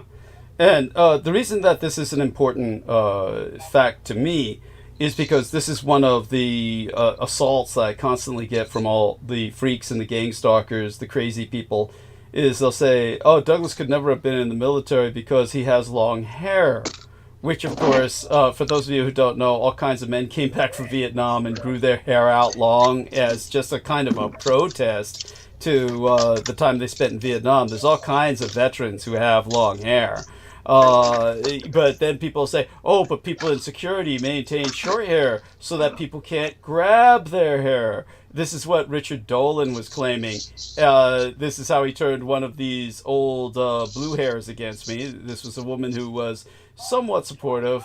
In fact, put herself out as quite the fangirl. And she wound up running away later on with this other fanboy of mine. And I find it all quite ironic, really. But she came at me about the long hair thing. And apparently these people are so ignorant of history. To give people an example of the Sikhs as capable warriors with their long hair, think of the Battle of Sadagahi at Sadagahi, the last stand. 21 Sikhs wiped out 10,000 Afghans who assaulted them. Something that, of course, that the U.S. Army was incapable of doing. And they ran away in full retreat from a bunch of Afghans in flip-flops. So there you have that. This is the kind of ignorance that people have when it comes to anything to do with anything, really. It's, in the end, people just want to take me down because they think somehow that will lift them up. And yes, I take it personally. This isn't just to do with anybody. This is always personally directed when it comes to the cases of my gang stalkers or people who approach as fans, and they always turn out to be gang stalkers. It's a story that repeats itself endlessly. And it's coming to a bit of a climax. We see a lot of that is really tapered off. And we do see, of course, there's also a really, it's a true story of one of the Sikh fighters at one point. He was fighting maybe, like you said, like the northern invaders at one point. And he was beheaded in battle and still fought off about 25 and killed 25 other combatants. Whilst having no head. So I can bring that up in a second. Here, let me find the details of it. Yeah, it's it's incredible. The body's operating on its own. It's this does happen, and it must have been horrific to look at. And but yes, just another example of people not knowing what they're talking about. So back to where we were. Of course, I'll turn towards answering this other young lady's question soon enough. And the first thing I'd like to do is address what she was saying to. Yeah, I have it here. Oh, good. Bring it up, please. So it's the Battle of Amritsar, or also the Battle of Golivar, 1759. So it was under the command of Allah Singh and Baba Deep Singh, and following the attacks of Ahmad Shah, which is one of the people they were battling, one of the commanders, desecrated the Sikh holy site known as the Sri Hamdir Sabhi in Amritsar, which is a northern province in India. And so they went to liberate this holy site from the Afghans, and it was a fierce battle. And Baba Singh was, let me see if they can, they're not going to give details, but here it is. According to a version of the battle, Baba Deep Singh continued to fight after having been completely decapitated, slaying his enemies with his head in one hand, his sword in the other. And then he only stopped upon reaching the sacred site in Amritsar, where he finally stopped and died. So he liberated his temple and then finally died there. So that's their feat, with their thing. When you say his head was in his hand, or like, was he actually just holding it? Or was he holding it to try and keep his head intact to his body while swinging? No, the sword? Basically, he had it under the crook of horsemanship. his arm. In other words, he had his head under the crook of his arm. For those of you who don't know, when your head is beheaded, they found this out during the French Terror, what they call the Great Terror in France, when they were beheading people, just thousands of them, in murdering off people they considered a threat to the revolution. He came up with a kind of pattern of observation that when people's heads are cut off so quickly and cleanly, as they were with the guillotine, that the eyes will keep blinking and the mouth will keep moving. The only thing that stops the head from talking is it's not connected to vocal cords. But because it takes several minutes for the oxygen to really cease to rejuvenate the brain, because it's not connected to lungs anymore, you're still seeing and you're still sensing. So when they were picking people's heads out of the basket so they could make room for the next head to fall in the basket, the people who were doing this got to notice that the heads were still alive for several minutes after being beheaded. So what this warrior was doing... There was one famous Brit or someone who got caught up in the revolution where he was saying, telling people before he got guillotined, he was saying, I'm going to blink this many times so you guys know it's possible. And so they actually confirmed that what he said is exactly what he did. Yes. So there you go. That's right. So he wanted to prove that it wasn't just some reflexes or, like twitching or something. But by the way, you're going to tell us he was sentenced. He wasn't doing this voluntarily, correct? He was sentenced. He was already sentenced. So this was his act of defiance. This was like his act of defiance. Yeah. And he was like some kind of scientist. He felt like he owed it or something. Like that. This was like one last thing he could contribute to. Human understanding, human knowledge. Precisely. Yeah. Yes, well, that's very similar to that warrior. When you understand that concept, which they did from multiple beheadings throughout South Asia, then you understand that he was retaining his head in the crook of his arm so that he could continue to see, and that way he could continue slaying his enemies. So he was doing that by getting the information from his head, or rather the head was kind of guiding him. The body was following the commands, even though the head was not connected by the spine to relay the commands. The body was kind of acting automatically, or how would you call it? Autonomically. The term is autonomically. The body was reacting. From muscle memory of practicing being a warrior. Yes. I mean, just horrific. I mean, I try not to dwell on such things myself. At any rate, Lisa Ovan is one of the new subscribers. We are at 3,400 now.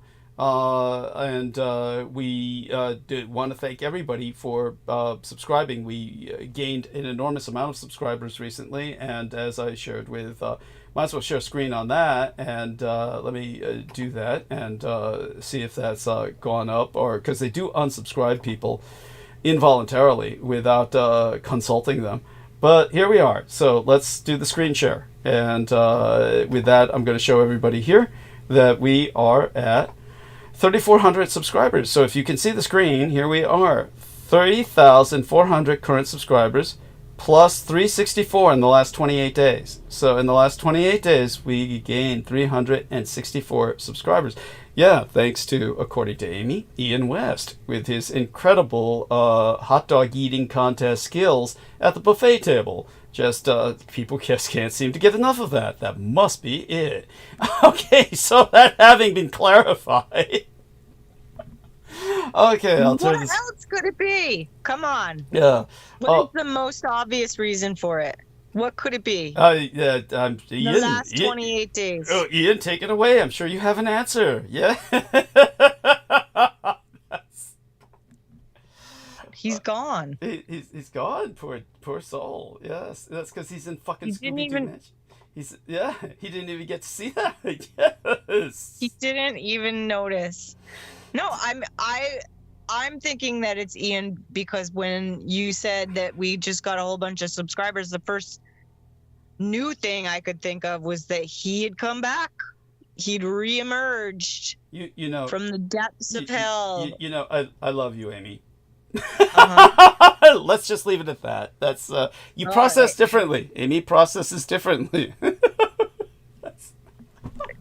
It's a curse. Has really. has it occurred to you, Daria?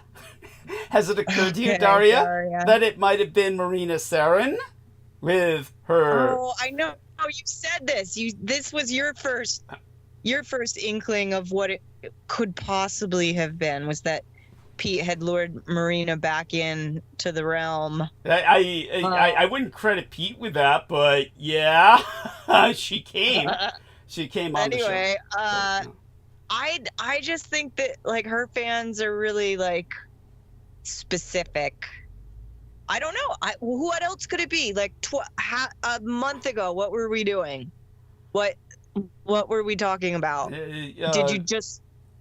Let's When put it did you this have way. the surgery? This is what happened in the last several days. Was first off, for years I retained a very serious approach where I said, "Look, my passion is geopolitics. I want to report on geopolitics. I want to talk to people about history.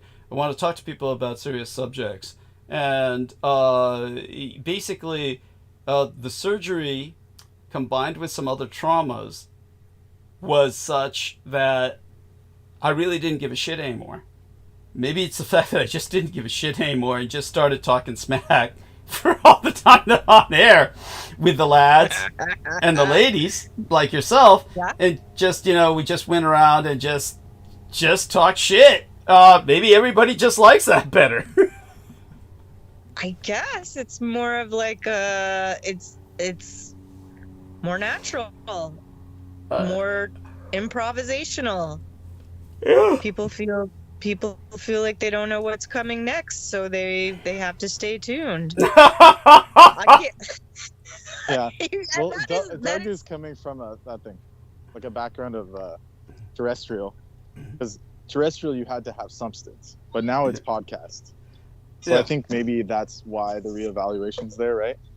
Yeah. People are used to this kind of more like table talk stuff than they are.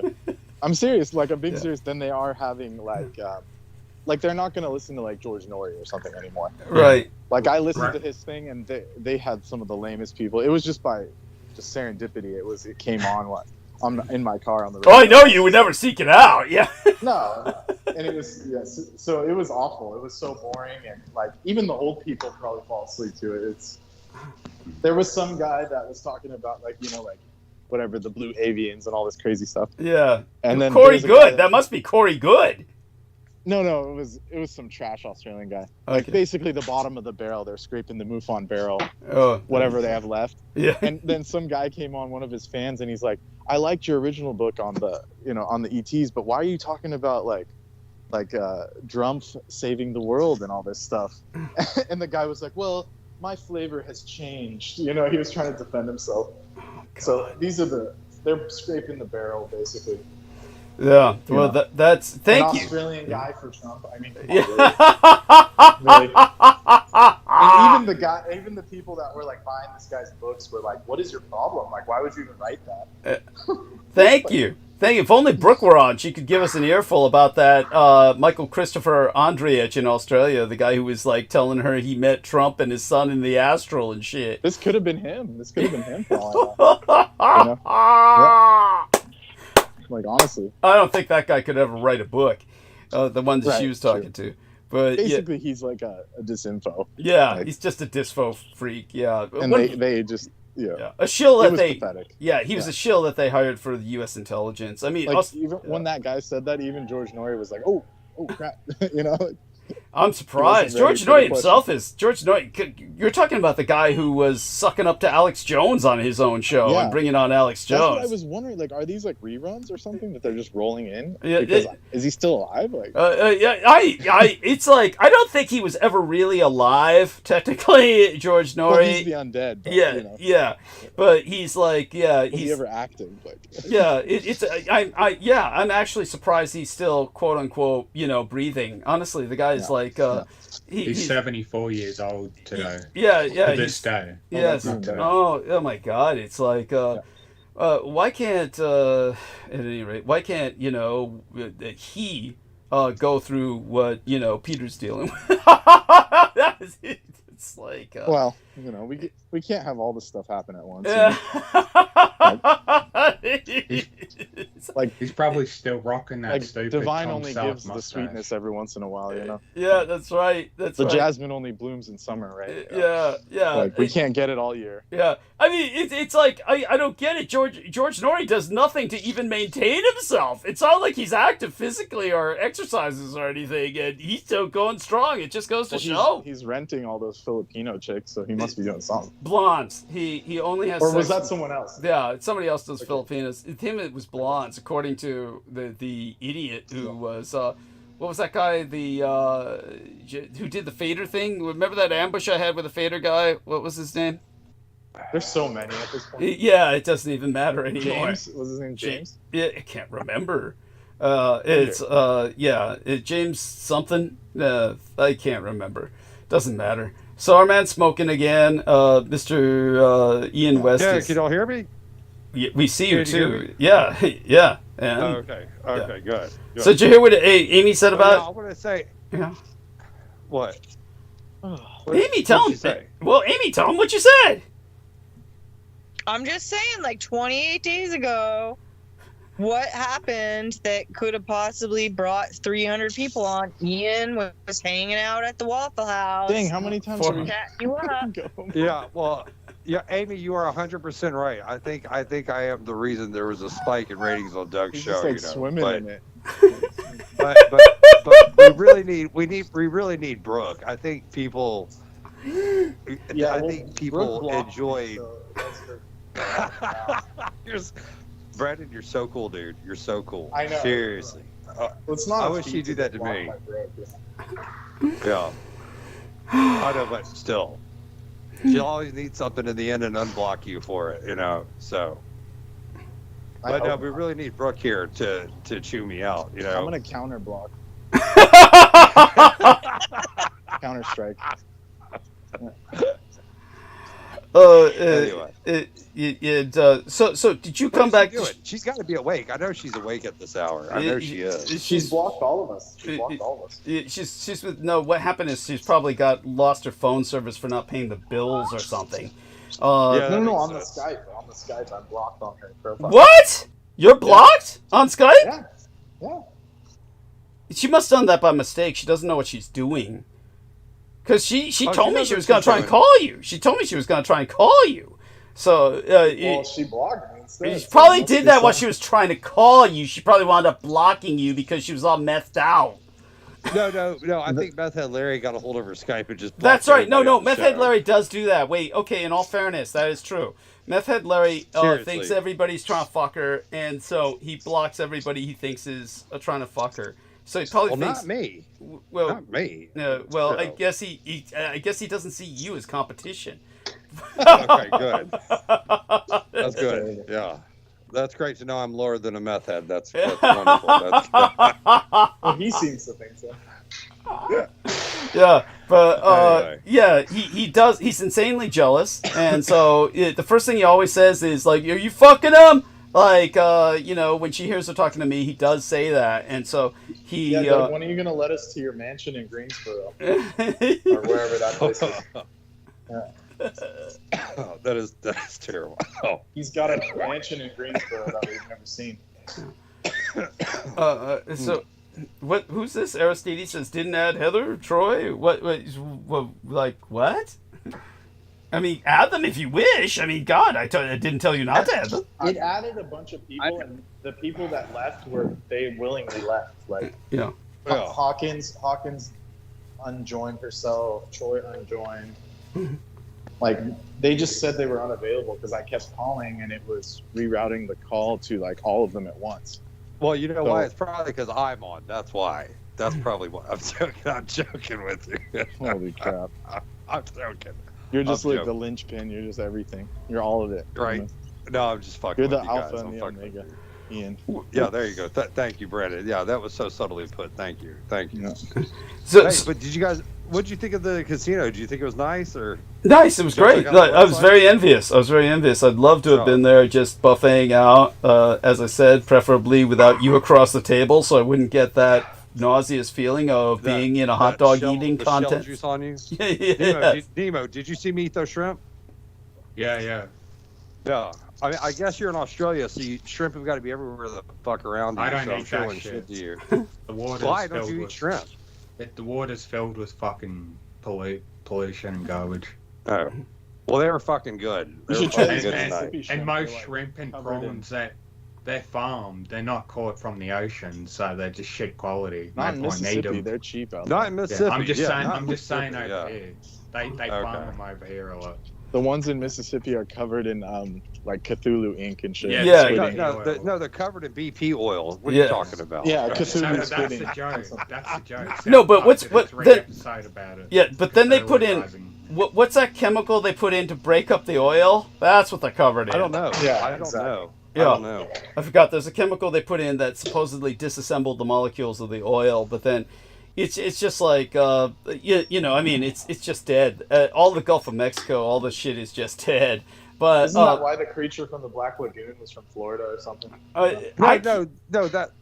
No, it was filmed. It was filmed in Florida. The old Universal Studio was movie, The Creature from the Black Lagoon. right. That was filmed in Orlando, but I think that myth was from like somewhere out in a lake in Nevada. I think that's where the source of that story was from. Well, But it was filmed in Florida. It was. But I think they were the movie was supposed to be situated in the Amazon, if I'm not mistaken.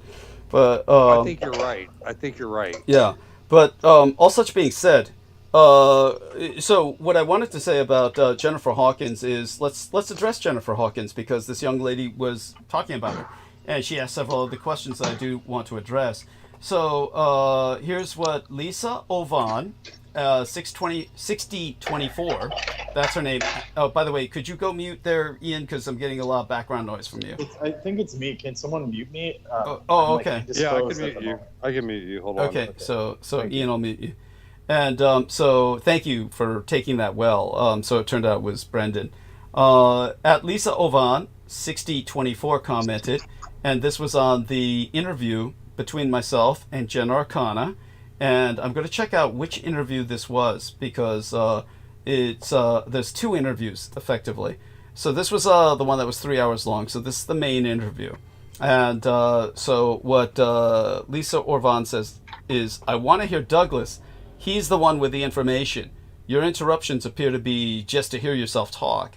Okay, so this is pretty harsh. I know that Lisa Ovan is on my side, and I don't want to offend her. And at the same time, of course, I will explain to her just how important Jennifer Hawkins is to me. And I do want people to know that, and again, I want Aristides and Brendan to add to this. And Amy might have heard it, Ian might have heard it, but it was Aristides and Brendan that were essentially there, especially Aristides. Is that what Jennifer Hawkins has more than proven herself, and I want Lisa Ovan to understand that Jennifer Hawkins is just a great ally. If she has exited from the call or something of that nature tonight when she was called by Brendan, it's because she has reason to be leery of affiliating with us, because they hit her very hard. And when I was ambushed at the time of Trappist Nicholson, Brandon Young, and Mark H., all three of them basically trying to take me down on an ambush on my own show, she's the one who really saved me from just breaking down into an all-out scream fest with these guys, like just losing it. It's I conceivably could have lost it and just made a fool of myself that night, because those men really just took me to the edge, like they had intended to. They had coordinated, they had conspired. And Brandon Young, while I was gone, when I took my break, had gone into an outrageous lie that because he had said it on record in public, I had to address it later when I found out about it on record and in public. So he claimed that he had a video cassette that contained footage of Peter Moon and, Brooke Gibson having sex with each other. And I didn't find that out till 2 weeks later, when I was told by Aristides, finally, about that. And that had to be responded to. And when I did respond to that by informing Peter Moon about it publicly on air, on bandwidth, Peter Moon just really went to the side of the enemy. He just let Brandon Young go, completely let him off, had not a single bad word to say about him, and instead went into this outrageous Brooke Gibson must die proclamation, where he claimed Brooke Gibson was of the anti-gods, was an Edomite, just belittling the entire subject by doing what he did, just rendering it laughable. The subject's already hard enough to talk about, to get people to take seriously, without just twisting it into some petty connivance for one's own vindictive issues that one has with some other individual. It's like it was one of the most embarrassing moments of my life, that just to contend with that. That's just one of the collateral repercussions of that attack that had happened 2 weeks before, that Jennifer Hawkins had stepped in to stop. The night itself, where, knowing what little I did know, without even knowing that all that had transpired during the moments I was gone, when I came back and I tactfully confronted Brandon Young about his incessant insanity, and just asked him to, why are you doing this? Why do you always do this? He just went into his usual, he was so outrageous. Just, first off, when I confronted him very tactfully about promoting Michael Aquino, then he says, oh, no, I didn't. So he's calling me a liar, even though what he said was on record. Yeah. Yeah, I recall this night. And yeah.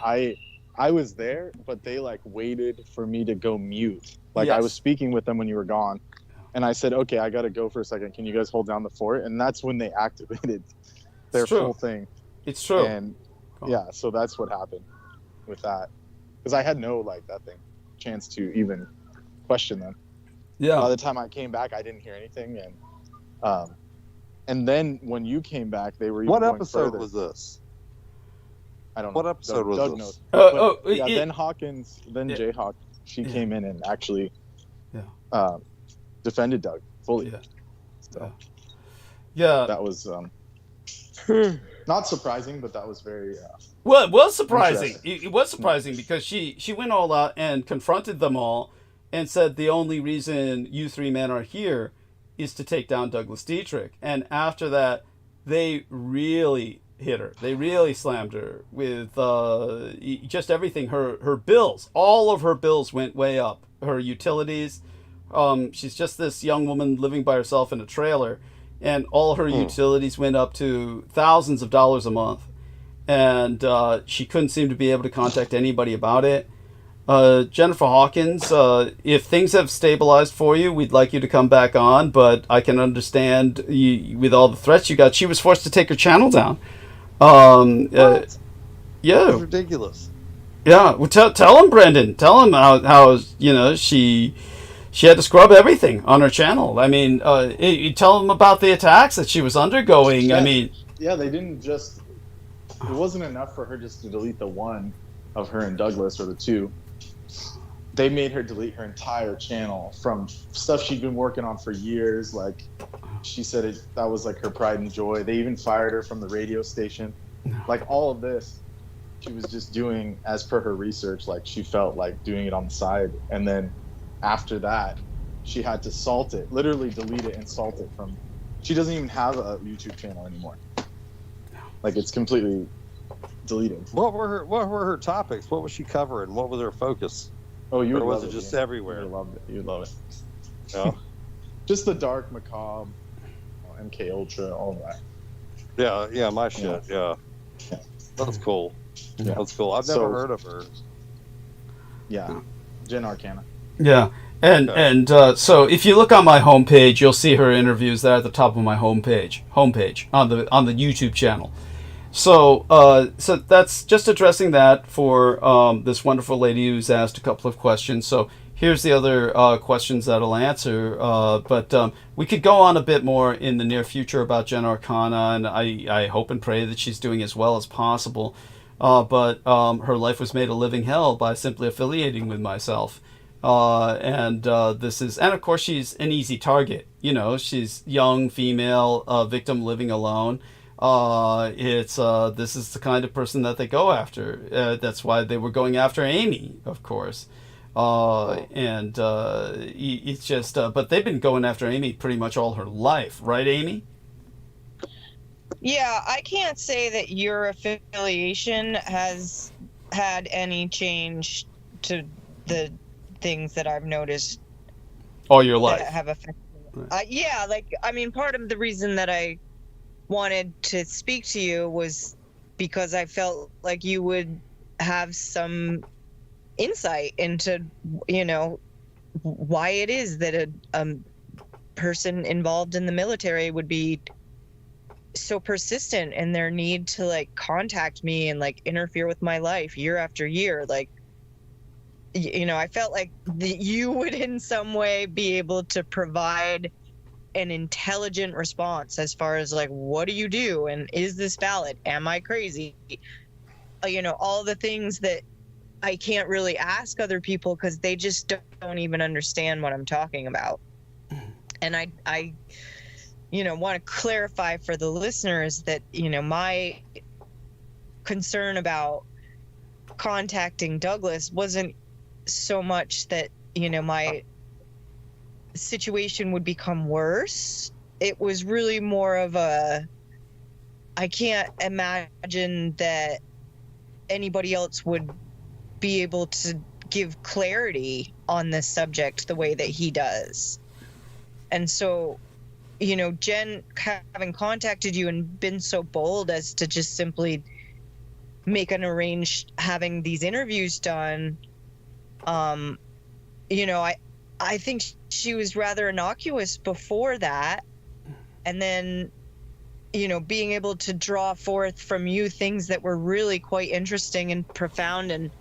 And she did have a way about her, her interviews that were very welcoming and made people feel very safe, or at least me as a listener, that you were pursuing this in a way that wasn't going to put anybody at harm, or introduce things in a way that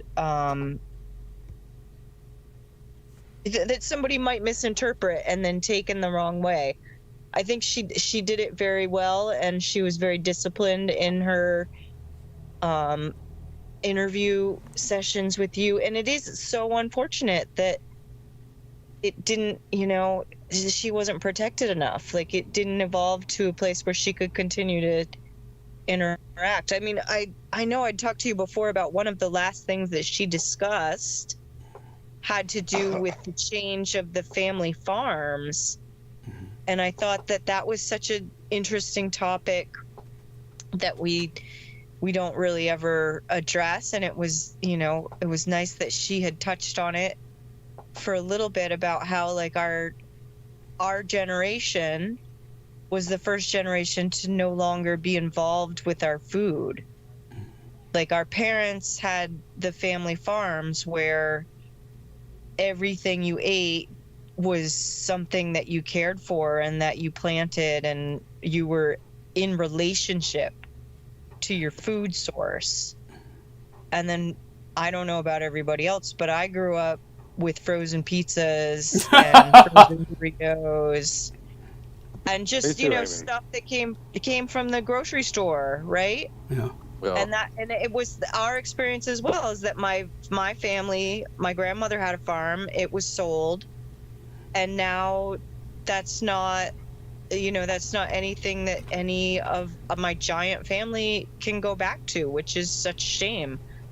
Like, we can't go back to the chimney that was collected from stones in the fields that my grandmother put together in order to have this beautiful chimney in the middle of cold Northeast Kingdom, Vermont.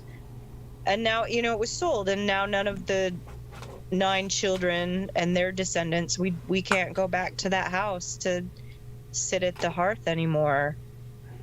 And I felt like that was such a deeply impressive insight from that evolution of the industrial farm, from the mega dairies that ruined our soil, ruined our water. And, you know, now we're so out of touch with our food. We eat food that travels thousands of miles to get to our shelves, and take our $1.50 for the ramen packet that, you know, is going to sustain us through the rest of the day or whatever it is. We're so disconnected. Like, we don't pull our vegetables from the dirt, and we don't have to care for the animals such that when it comes time to butcher, we know how to do that or even feel confident about it. Thank you. No, beautiful. Very, very good. That was good. Yeah, that was good, Amy. Yeah. I enjoyed that. That was good. I mean, that combined with Ian West eating the shrimp earlier does bring to mind. In all seriousness, just so people understand that, say for instance, when people talk about tilapia, the fish, bottom feeders. Yeah, and when I was with every once in a while, Meals on Wheels will give tilapia in the Meals on Wheels packets. One of the home delivered meals might be a tilapia fish, and you know, just a little piece of it or something like that. And I've never really minded. I don't mind that. But I remember when I was... I think tilapia is good. I think it's really good. Yeah, and just let me put that into some perspective. Of course, I would be reluctant to eat tilapia the way I saw it introduced by that guy on Dirty Jobs. What was his name? He was similar to Joe Rogan. Mike Rowe. Yes, Mike Rowe. Yes, when he was on Dirty Jobs. Yeah, if I remember the episode correctly, he was like in some New York City sewage plant where they were maintaining tilapia, and they were just having them eat shit that they would then somehow sell off to different, you know, companies that bought that. And it was somehow the city had this deal going with companies that were buying their shit-eating tilapia. And of course I would be reluctant to eat that kind of tilapia. However, when they're farm raised in these big tanks where they can just pack them up and then feed them, I would be less reluctant to eat that. But one of the things that those farms, their farms are filtered, Doug. That water's filtered 24/7. That's why it's good to eat. Yes. So yes, yeah. That's why. And ironically, it makes it healthier and safer to eat tilapia that are farm raised than the ones that are wild, because the ones that are wild in fresh water are eating all of that insecticide and fertilizer and all that sewage runoff from the civilization that goes into our freshwater system. So it's actually safer to eat the farmed tilapia than the, wild caught tilapia. So the things have really reversed. They've really reversed at this point. However, there's a reason they do that farm raised shit, you know? There's a reason they do it. Yeah. It's because all of our fresh water is now contaminated. Oh. And as for now, this isn't the ocean, of course. Way out deep in the ocean, the wild caught would be much more healthier, or at least generally. Of course, the pollutants are everywhere, obviously. But when it comes to the other thing that's ironic, you need to disambiguate the farm raised in America from the farm raised in Asia, where the tilapia are literally fed, well, animal shit. They're fed the waste products of the animals that they're raising on other farms. So in that case, you don't want the farm raised tilapia in Asia. So that's in China, mostly communist China. Sad, so sad. I mean, we're left with these choices as consumers, literal consumers, as people eating. We're left with these choices that are just untenable. You can't win. But such being said, just to get back to one of the questions left by this lady, and I do want, hopefully, Jennifer Hawkins, hopefully you've heard what we said, and hopefully you someday you return and feel safe doing it. In the meantime, this wonderful lady was listening to the Hitler's Son interview conducted by the Bulgarian bozos. And she left no less than 3 comments. One of them was, of course, saying how rude the Bulgarian bozos were, and just how, they were playing with each other's balls while I was talking, and how offensive that was. So she already won my heart with that. Doug, I'm so proud to be around that when that happened. I was so proud to be around when that is awesome. Oh, thank you. That is a crossroad in your life, let me tell you. Yes, I appreciate that. So let me see if I'm looking at the right video here. Okay, that's not the right video I'm looking at. Here we are, the Hitler's Son video. So here's where Lisa Ovan asked about the ghouls. So she brought up something about Tesla, but I'll address the ghouls first. And hopefully she's listening and will someday review this. If she's not listening live, hopefully she will review this. Because I did leave a little message saying I would try to talk about it on tonight's show. So let's see exactly what she said here about the Saudi column. And I'll try to remember what I can from that period of my life, because I've spent a lot of time and doing a lot of drugs to try and forget everything. So here's what she said. She says, you would think the Saudi supply column would, number 1, not travel at night, and number 2, be warned of the ghoul and know to stay clear of the tombs. Okay, and what she's talking about is the experience that I had with the attack of the ghoul on You've explained why before. So, right. Well, by the way, give me a summary. It was so long ago. Yeah. Well, no, by all means, I can give the reason. Yeah, please. It was so long ago. Yeah. It was on Revolution Radio, and they had archives that they completely salted only Douglas's part of the archive. Yeah. So you can still find remnants of the archive from those like 2014, 2015, but yours specifically is completely gone.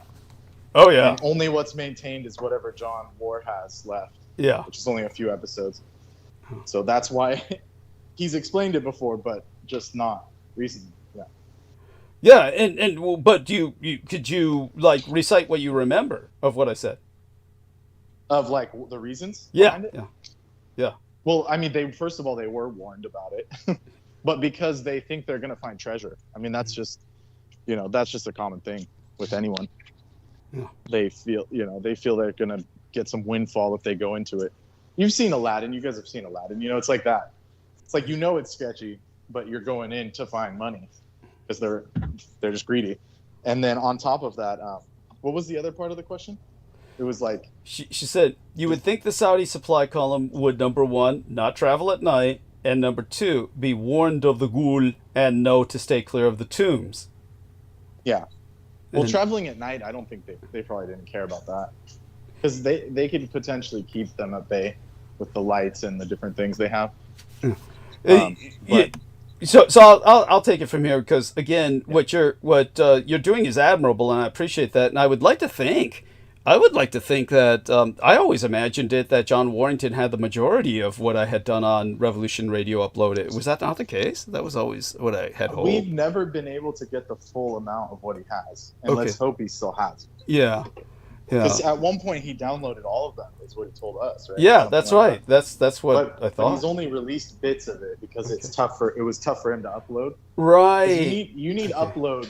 You need like an internet that can handle uploads, and as we've heard from George Knight, the Brits have only recently upgraded to fiber optic cable, and they're still slow behind other Right. countries. Yeah. So people think England and Britain have, England and Germany have really good internet, but they're actually still using older technology. So their internet's actually slow, whereas us in America, we have like 100 megabits per second, like basic, basic plans. Whereas in England, it's more like 20, 30 megabits per second uploads. So this is like really slow stuff. So No. that's the context. Yeah. So again, just to put this in to answer the question of this young lady concerning this specifically about the Saudi supply column, understand this much. This is what a lot of people don't get, is the fact that when it comes to everything that happens in the House of Saud and all these little peninsular sheikdoms all around the House of Saud that just cover the majority of the coast of the Arabian Peninsula, in all that part of the world, it is so hot during the daytime that effectively, while people are active and people do go shopping and people might go to different places that have heavy air conditioning, of course, is a must. And just to try and emphasize this to people, when it comes to air conditioning, if you're driving a car in Saudi Arabia specifically, because I've been there, if your car's air conditioning is broken and you're stopped by a policeman, you will be arrested and you will go to jail. You cannot drive without with a broken air conditioner. Your air conditioner has to be functioning in that car, or you should not be driving it. It will be illegal to drive it. Now the problem is, because it's the desert and the sand gets into everything, air conditioning breaks down often. But because everyone in Saudi Arabia is so wealthy, everybody's on the dole. If you're not part of the royal family, you're on the dole, and almost nobody works.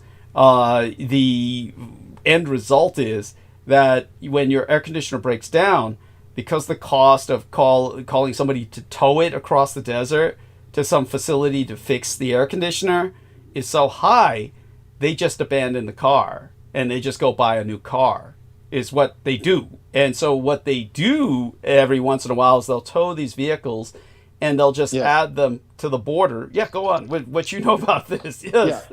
Yeah. No, this is absolutely true. And it's in all the Gulf states, Dubai, and including, even if they're supercars, even if they're hundreds of thousands of dollars, and what Doug is saying happens, they just abandon it. Like, there's so many supercars just abandoned in the desert. And this is including the Sahara countries as well. So pretty much those Arab desert countries, they have enough money just to buy, like, cars are cheap, gas is cheap, oil is cheap, everything there. That's their advantage. They have cars. That's why they're always into like BMWs and Range Rovers, and they're like jumping over dunes, because if it breaks, they just go buy another one. It's not a big deal to them. So that is a very common thing, and it's well known. And I've known Saudis, like, I've actually dealt with the royal family myself before when I was younger. So thank you. And spent time with them, like actually lived, like, was visiting them, because my grandfather, when he was alive, he was a very educated and high level person in the Arab world. So there you go. Thank you. No, it's an important point, very important. And what they do is they add them as kind of like a barrier boundary between them and other countries. They'll just line up all the cars at the border, and they're brand spanking new. And the only thing broken will usually be the air conditioner. So all anyone had to do, if they were enterprising, if they were some kind of private corporation that decided to invest in this, is just send in some operation to recover all of those abandoned cars, because they're preserved in the desert very well, and probably recycle a good deal of them. They could probably recycle a great many of the parts from those cars. But that having been said, night construction. Think about the Africans do it. Yeah, the Africans are the ones relegated to that job in the Arab countries.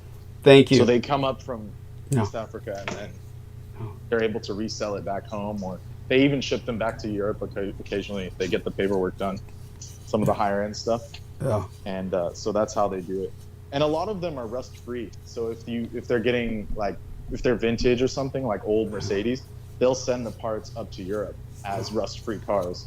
So that way the Germans can rebuild what they, their vintage stuff.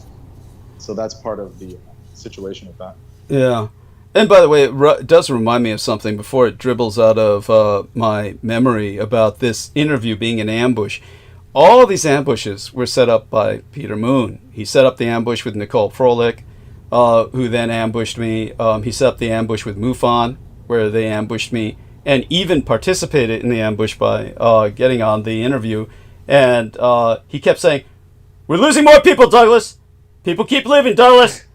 40 more people just dropped off, Douglas. 20 more people just dropped off, Douglas." Right there. It's in the record in the interview. Oh, no. Oh, yeah. It's like... I didn't hear about that. Oh, yeah. You can... Well, it's on the channel. You can just review the MUFON interview. The... Okay. I mean, no, I was talking about the people dropping off. Like, I didn't hear him just complain about that. Oh, he was just kept saying it as like this psychological warfare. He just kept saying, "Everybody's leaving you, Douglas." And it was, just his trip. And... Well, 20 people isn't everybody. I think he's a little, you know what I'm saying? That's not everybody. On and on. He kept every 10 he's seconds he would say, I "Another 10 people have left." Yeah, another 10 people have left. It was like you can hear it on the video. Aristides backed me up here. You heard it when he was. Well, boo fucking who? Yeah. Well, the point is, he's trying to make it as bad as possible. It was just he was already an ambush. And, but of course, then he had to keep pressing the guy to even get what little bit of the audio that we got. So I guess he redeemed himself through that. It's been a long, hard ride.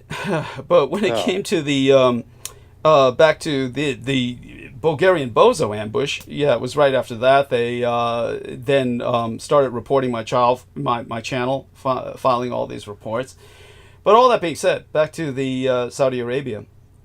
When it comes to Saudi Arabia, you have night construction because it's too hot to build in the daytime. There's no way anybody could conduct construction in the daytime on skyscrapers like they build in Dubai or in the House of Saud. What they do is they wait till nighttime and they turn on all these megawatt searchlights, multi-candle power searchlights that just turn the night into day. And then they do the construction thousands of feet in the air on these 100, 200-story buildings, mostly Pakistanis, working at extraordinary heights at night with searchlight beams, providing the only light because they can't possibly work in the daytime because the heat is just too intense. So you combine that with the fact that most modern warfare takes place at night, which again, part of the insanity. I remember one time I was in one military situation where I said, I'm not a morning person. And I was just saying that casually to someone, I thought very quietly, but it was quiet enough in the morning where everybody heard it. And the whole cafeteria, how can you be in the military? You fool. And I'm like, you're the fools. All of combat takes place at night. So modern warfare revolutionized with night warfare, which the Japanese actually pioneered. And it's been getting more so at night ever since. So when, just to put everything into perspective for this young lady asking these questions, specifically, why would the supply column travel at night? Well, there's multiple reasons why. Most warfare, they were on maneuvers. We're conducting war games. We were preparing for the war with Iraq. The House of Saud was supposed to be an ally, and the people who were involved with the military war games were conducting their maneuvers at night, not only because most modern warfare is conducted at night, but because they were trying to avoid the heat of the day.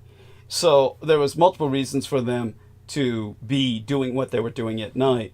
Now, that was when they were reported as missing in action. Now, understand, that's not when they violated the tombs. When they violated the tombs was earlier in the day. So understand this much. The problem that you have when she says, would they not be warned of the ghoul? and no to stay clear of the tombs? No. The majority of modern Muslims are what you would call basically cultural Muslims.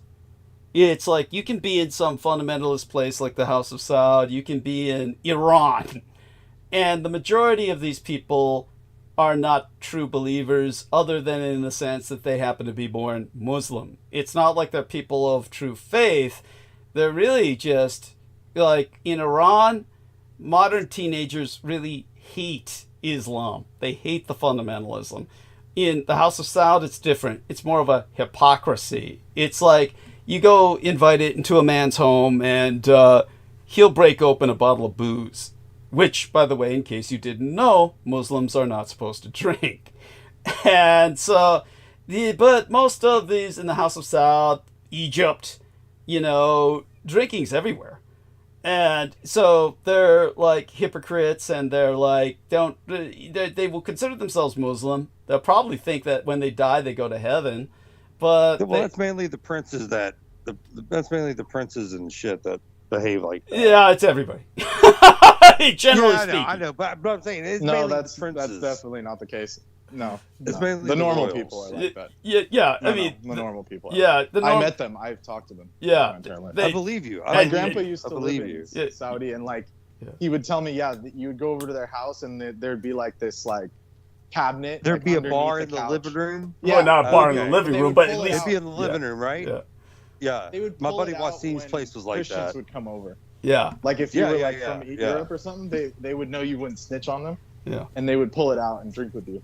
Yeah. But if it was like the religious police or something in their house, they would stash it. Yeah. Yeah. Yeah. They visit there's no rights over there. The police can just walk in your house.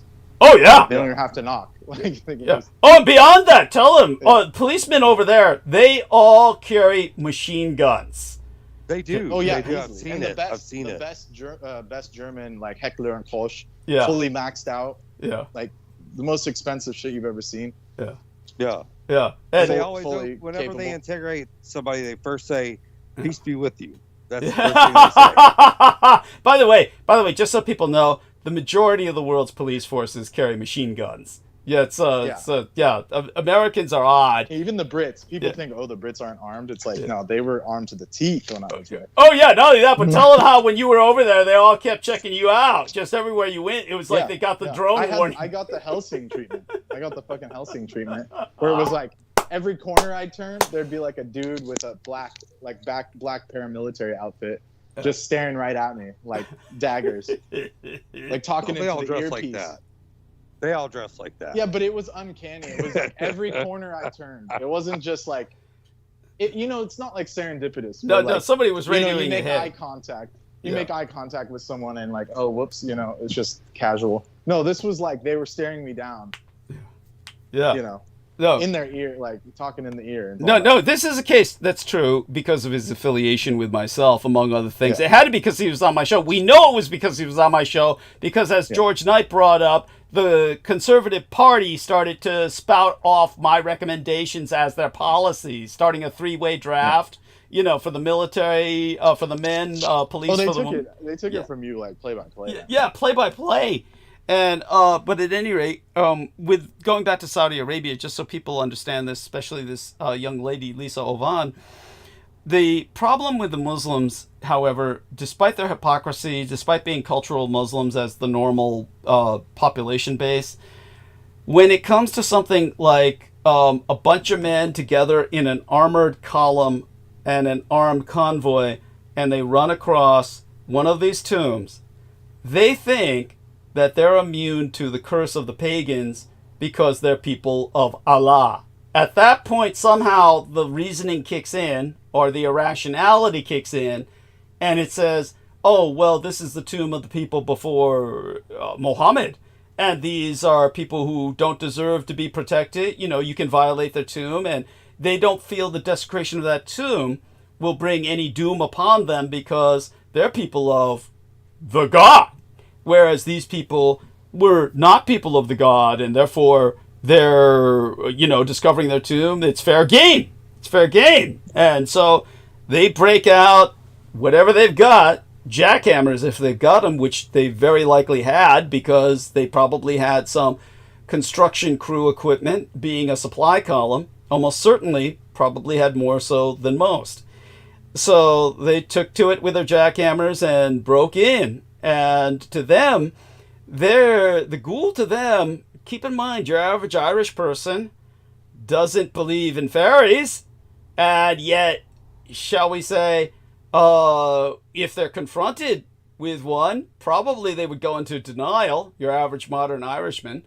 Your average modern Muslim really doesn't believe in a lot of these old phenomenon because they've never personally seen it, and they've come to think that, oh, maybe these people have all died off, or maybe these things are just gone away. At some point, when you get people who have had some kind of experience, then they begin to wake up a bit, and usually they'll respond by going religious fundamentalist. But on average, they just think it's not going to happen to them.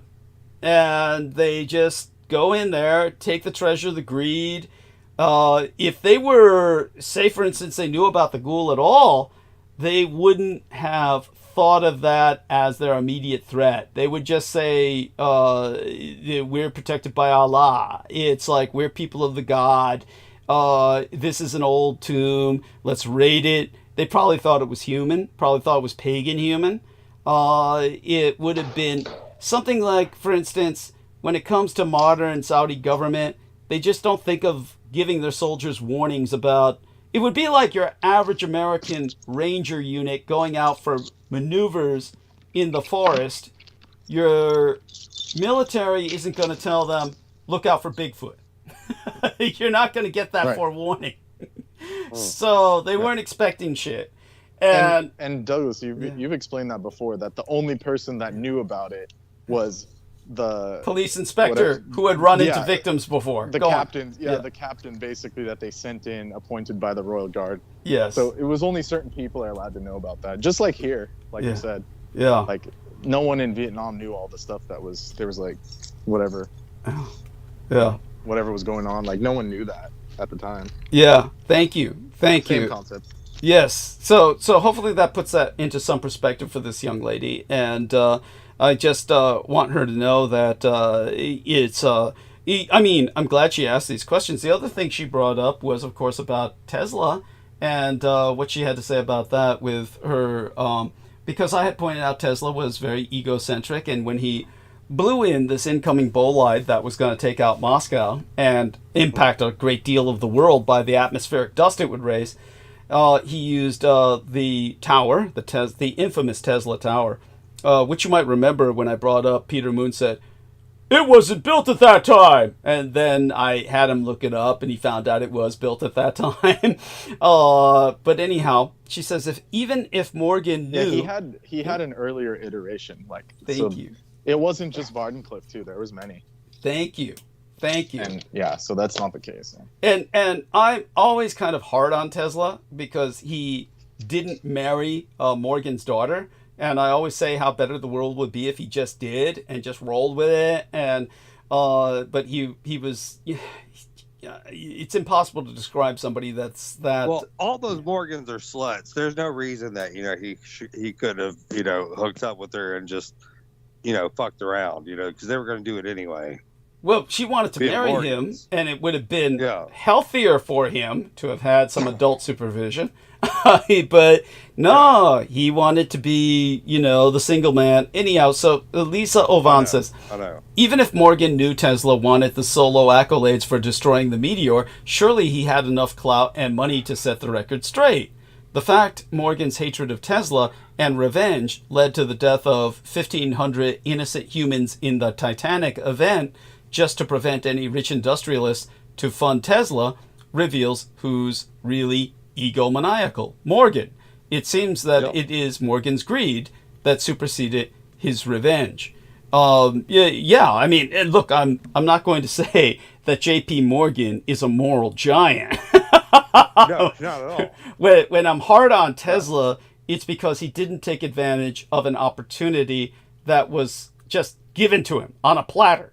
And, here's Morgan's daughter wants to marry him. and Morgan Could have sponsored. inherited a fuckload of money and just he Yeah. could have researched, put a lot of money into his researches, and it would have significantly improved quality of life for everyone. Thank you.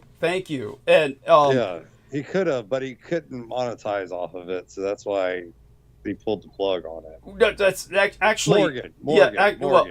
actually how it went down was like this. Let me Morgan hear it. had every knowledge that it was going to destroy the world economy, because the entire world economy was based on basically limited energy and limited resources. Yeah. So his idea was to sell short, and basically had everything invested in rebuilding the world economy when it crashed. So he had it planned, but it didn't go through because of Tesla's destruction of that meteor without informing him first. It was a matter of control. It was a control issue. The fact that Tesla went behind his back, did not inform him of what he was going to do, did what he did, that was something that Morgan, of course, could have rolled with, and like this young lady says, could have worked to his advantage and gone ahead with what they were doing, but he felt that exposed the issue too soon. In other words, because now the fact that they could beam energy was exposed, then he was no longer a surprise that he could sell short on. That was it all kind of went downhill from there. It's a lose-lose. So not to defend JP Morgan, and obviously, for those of you who don't know, the Titanic truly is a conspiracy. All those ships, there were 3 of them, the Titanic, the Britannic, they were known as the 3 sisters of that class of ship. They were all built in Ireland. Yeah. And and one of them had been basically built in such a manner that it had been just unfit for duty. The other one had been taken down by a German submarine.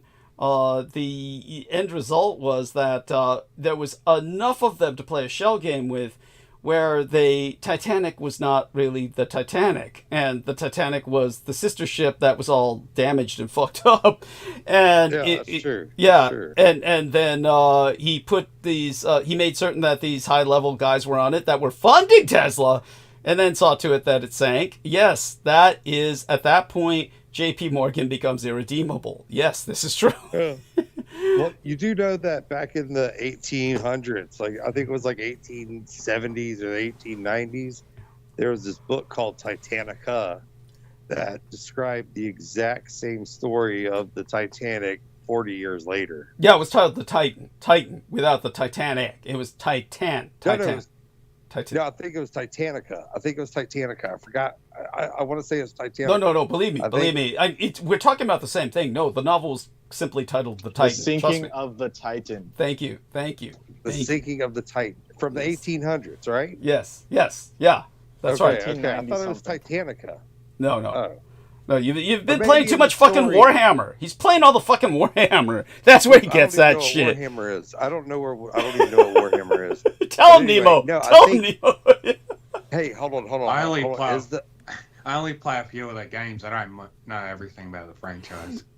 Yeah, I don't play games at all. Anyway, but no, maybe in the story, the book, it's called The Wreck of the Titan, and it was but maybe in the book it's called Titanica. That's the name of the boat in the book. Yeah, that could be it's called the Titan. It's right here. I have it.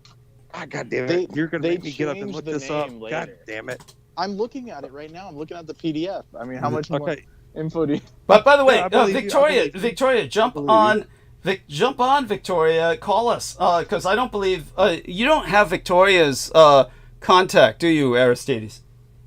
Because Victoria is saying iceberg. She's trying to get us to talk about the iceberg. And now isn't she what? Isn't No, she it's just a. Well, is she on the? What reference that iceberg? Okay, it's a what as Berg. Berg. Berg. Oh, like a Jewish name or something? Yeah. Berg. Iceberg. Yeah. So tell us, Nemo. You seem to. It's like a Jewish name or something she was referring to. No, because Berg's in it. She's just pointing out the Berg in the iceberg in a humorous manner. That's what I'm getting from what she talked in. Okay. Got it. because the Berg's all in I can't find parentheses. anything on Titanica. I think you're right, Brandon. Yeah, maybe in a bit. Okay, so then Shining Shadows. Shining Shadows says, I have a fair amount of the old Revolution radio transmissions saved as well, but the files aren't dated. Well, thank you so much. God bless you. I mean, we could find out the It would date. be appreciated if you could send that or forward that somehow. Yes, please. Via like WeTransfer is a free way to do it or something like this. Right. If you could get into contact with Aristides. Aristides, are you willing to give people your Skype ID or the Vril ID or something? You got that Vril ID, maybe? For what? For Shining Shadows in the chat. Shining Shadows says, I have a fair amount of the old Revolution radio transmissions saved as well, but the files aren't dated. If there's some way you could get these from that individual, is there a way you can think of where you could... I'll try to think on it. Yeah. Yeah. So Shining Or Shadows... Nemo. Yeah, Amy says Nemo. Well, what about Nemo? Nemo is the one who's been uploading everything, yeah? Because John Warrington hasn't been uploading. Right, because of his busy. difficulties. Yeah, because of his difficulties. So Nemo, maybe you could get in contact with Shining Shadows. And do you have I'm pretty sure all those videos he has already have them. Like, Probably. me and John Warrington have a lot of your old stuff. Yeah, thank God. Thank God. Yes. And V is at it. Okay, so V says maybe in a bit, and she says, no, I'm just making a joke about the tribe. Laugh out loud. So Nemo was right. Yeah, I told you. Yeah, yes. That's so. Okay, there we have that. And with that being said, yeah, by all means, what else comes to everybody's mind? Nemo, give us an idea about anything that comes to your mind that you would like to emphasize. By the way, did you get my? Oh, I'm sorry. What were you going to say before I go on? No, you go on. Okay, so. Did you receive the email that had my images of the Dietrich Artelect in it? And did you get the sense of that from the context from the latest episode? I'll have to check the email. Okay. Because I gave the context for it in the last episode when Peter was with us. All right. Yeah. Oh, yeah, a bunch of images you posted. Oh, yeah. Yes. And so then... Could this have been revenge from the Artelect, Douglas? Our current situation? We'll talk about it privately. Yeah. It's... Some of those images got your channel struck, right, when you used them. That is quite true. That's what I brought up. I brought that up while I was with Peter, and it was that was the one image where she's being interrogated, and that's what the Bulgarian bozos reported as pornography, and that's what got me struck for 2 weeks. And so again, I wouldn't even have met those bozos except Peter set it up. And every interview Peter has ever set up has been an ambush. Well, I don't. Well, that could be the case, but I don't think he's doing it on purpose. He went to meet with them. Yeah, you got a point. You got a point. You got a point. That's pretty. He never brought it up Brandon, good one. Good one, Brandon. Good one. Yeah, he went to meet with them in Romania afterwards. Yeah. Good one. Yeah. It's that image you sent with the girl with the upside down cross, is that the thing? I mean, that was the preferred vision or the preferred hologram presentation of the staff at the Presidio, was like a young child street walking whore. Right. And but just to put some of this into perspective, because of what one person was saying, this is where if you take a look at the actual photographs, and you can tell what the actual photographs are. My God, what? So Ian, look, I love you too, but why do you feel the need to have the camera on when you're engaging in various like activities like sleeping, scratching your chest hair? It's like eating in bed, no less. I mean, he just came back from a buffet where he was just ripping into shrimp like it was a hot dog eating contest, and he's back to eating lox and bagels. Or what? Could have just stayed at the buffet all night. Yeah, why didn't you just stay there? Okay. Mississippi has the largest number of overweight people in the U.S. I I'm can't just imagine letting you know why. this. I can't imagine why. I'm just saying, this is kind of how they do. Tell people what Down happened to there. you in Mississippi. Wasn't that in Mississippi where you were eaten alive by fire ants? No, it was close. I was on Ferret Street in Uptown New Orleans. That's where I was. But it was an hour away, apparently. But Ian's so close to New Orleans where he's at. Like, he could just pop on over there and see what's going on over there these days. I hear it's totally different. I'm sure it is. It's been decades. For those of you who can't see this, Ian West is shaking his head like a goddamn hood ornament right now. He looks like a fucking bobbing hood ornament, but he's stuffing the head of the ornament, as large as it is, with endless amounts of food. It's disturbing. It reminds me of the manatees at the aquarium, where you see the manatee just digging in to the head of lettuce, and it's just spreading everywhere. But I guess that's fitting. You know what? I want to say. I want to say that I'm glad Peter's, talking positively about Trump these days. I'm actually proud of Peter. I think he's really starting to mature and get his.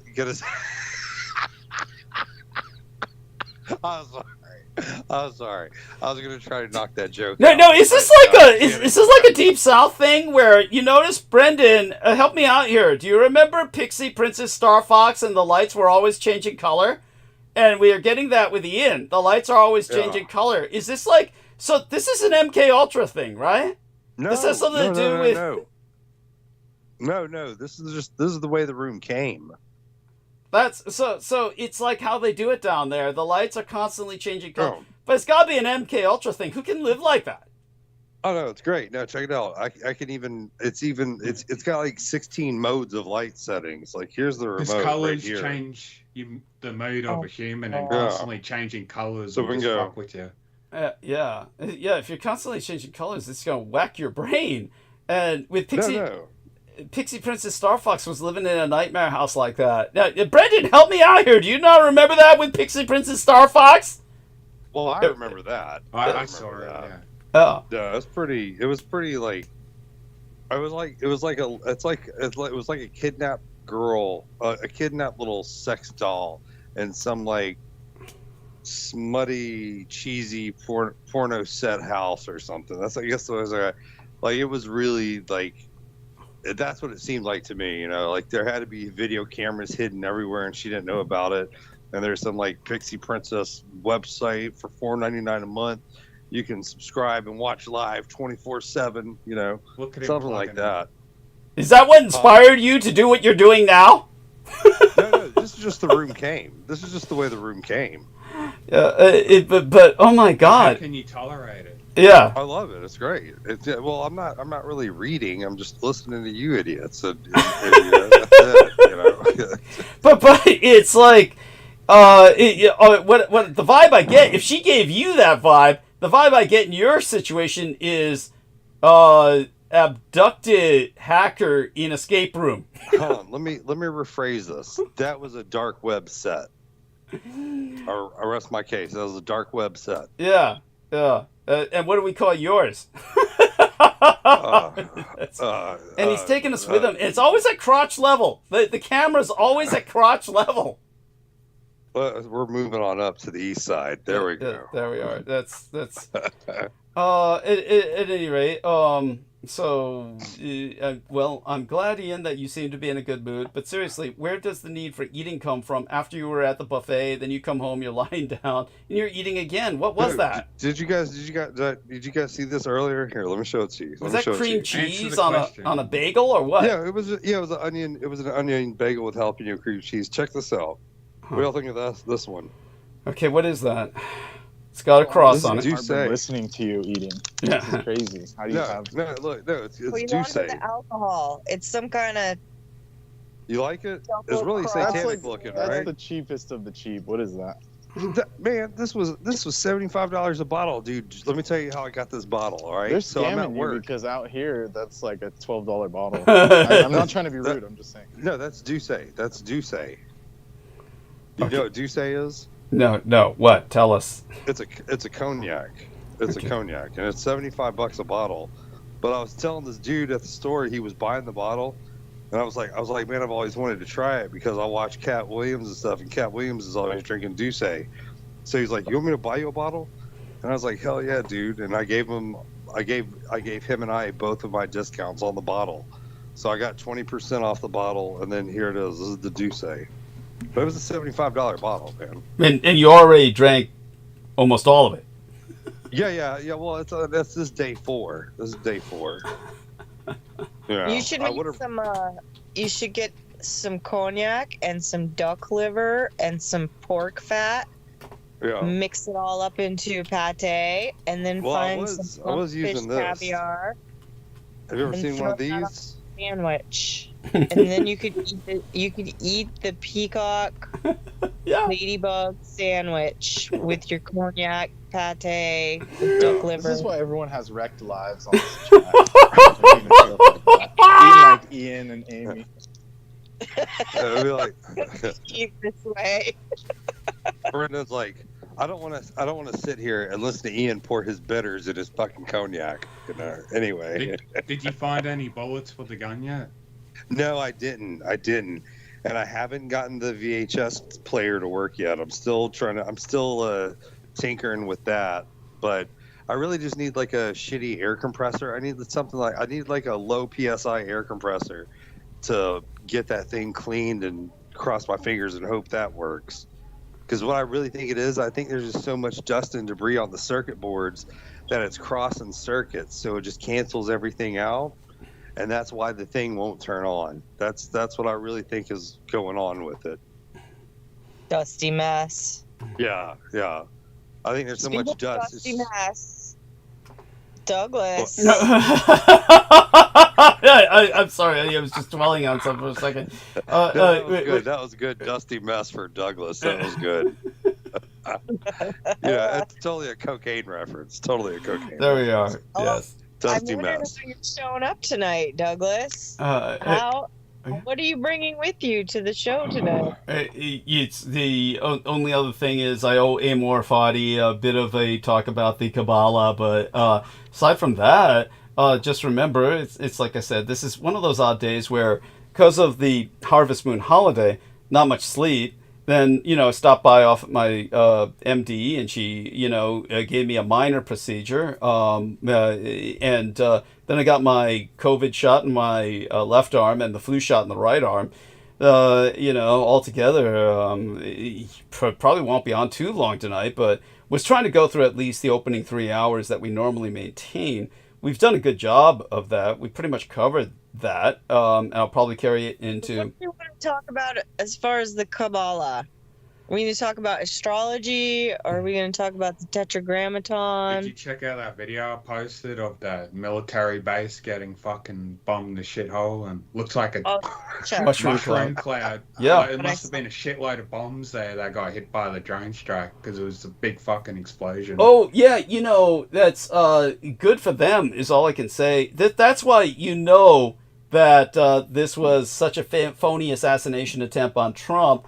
And look, I know Brendan Zogit doesn't like Zelensky, and that's understandable. I don't like Zelensky either. But obviously, I've always been on the side of the Ukrainians since the start of this conflict, which puts me opposite Ian West, who buys into the whole... I'm not against him. It's just that he's an actor. That was my own fault. Yeah.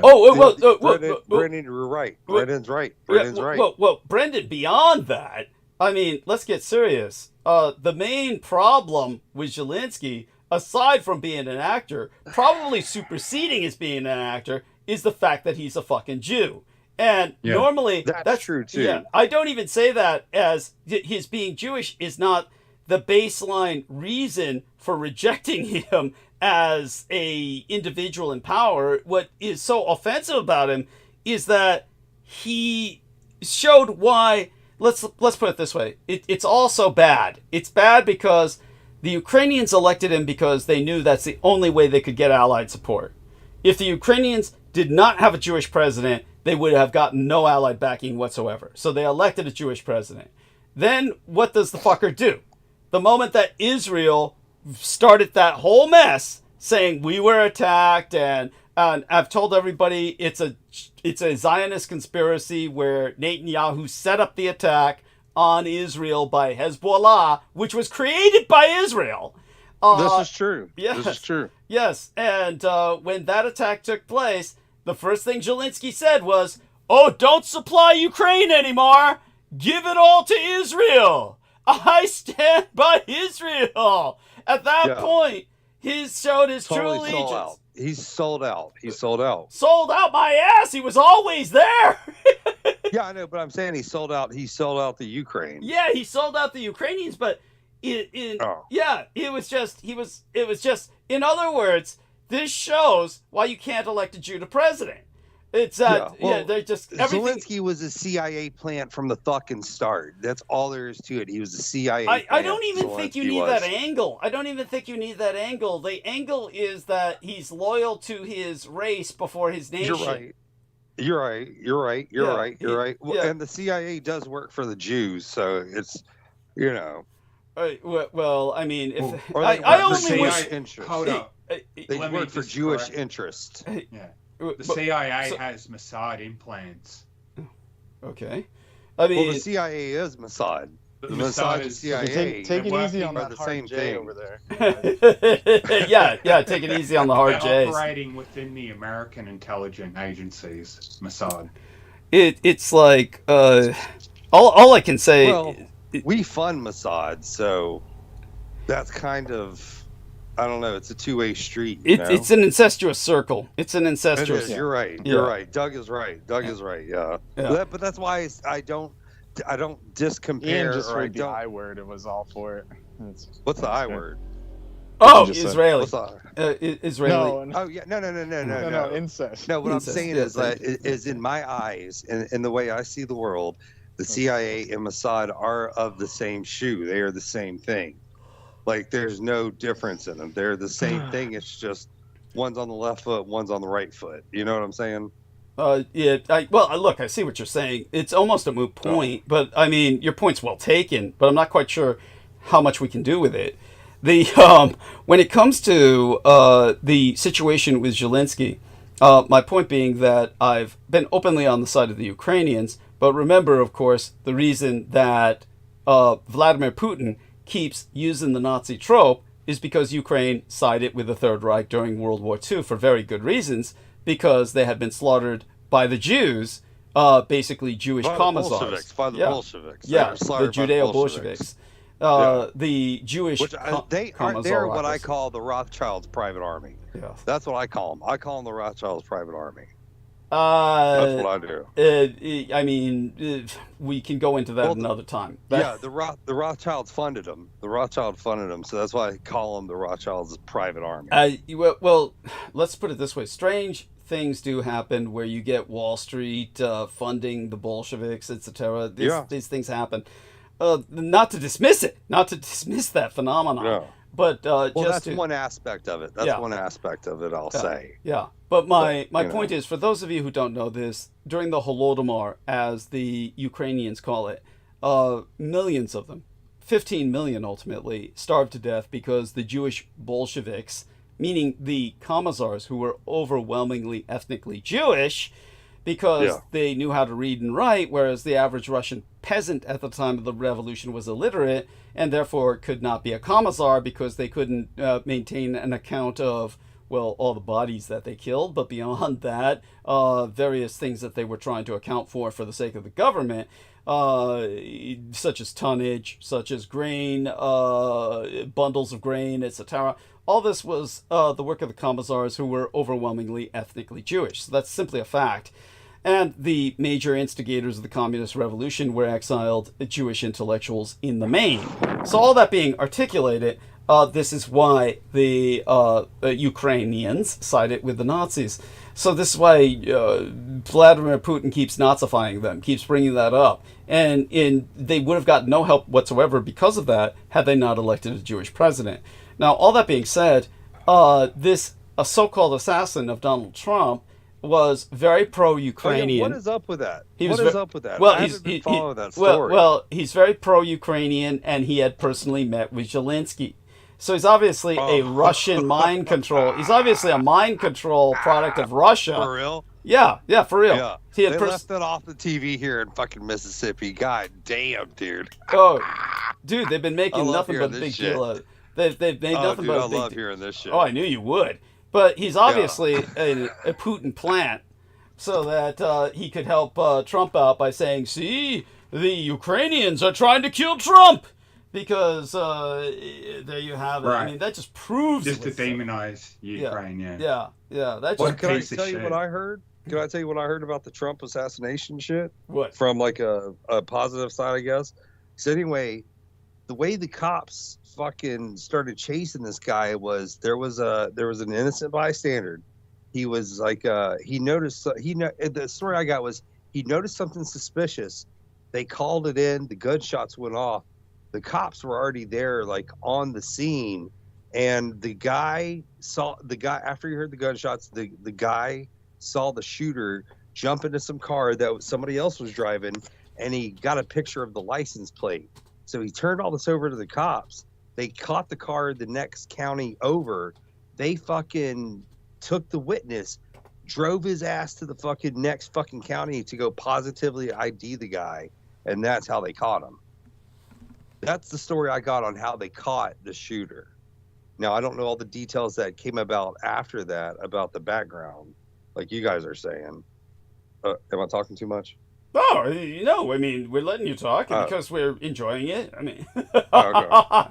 and I'm thinking about taking a break soon myself, just a break for myself, and then Okay. coming back and talking about Kabbalah, potentially. It's Well, just... that's the story I heard from the whatever Miami-Dade or wherever the fuck it was, or Palm, whatever county sheriff's office. I watched their news briefing down here, and that's how I got the story about the witness who saw the guy with the gun jump into the car that was driven with somebody. Then the sheriffs escorted the witness to the next county to go fucking identify the dude, and that's how they got him. But I don't know all the details about after that. So. Oh, right. That reminds me, before I take a break. So let me do a screen share here and show people some the images. Oh, okay. For those of you who didn't, I didn't send it to Amy because I didn't know if she would be interested. But here we are. Let me open this up here. And most of the time, there's only a few women I sent it to because most women would find it offensive, and understandably so. So I'm sharing screen right now. And I do hope Aristides and Brendan Zoget are both still with us because they would recognize this along with, of course, Nemo. And I'm sure Ian West will recognize it as well.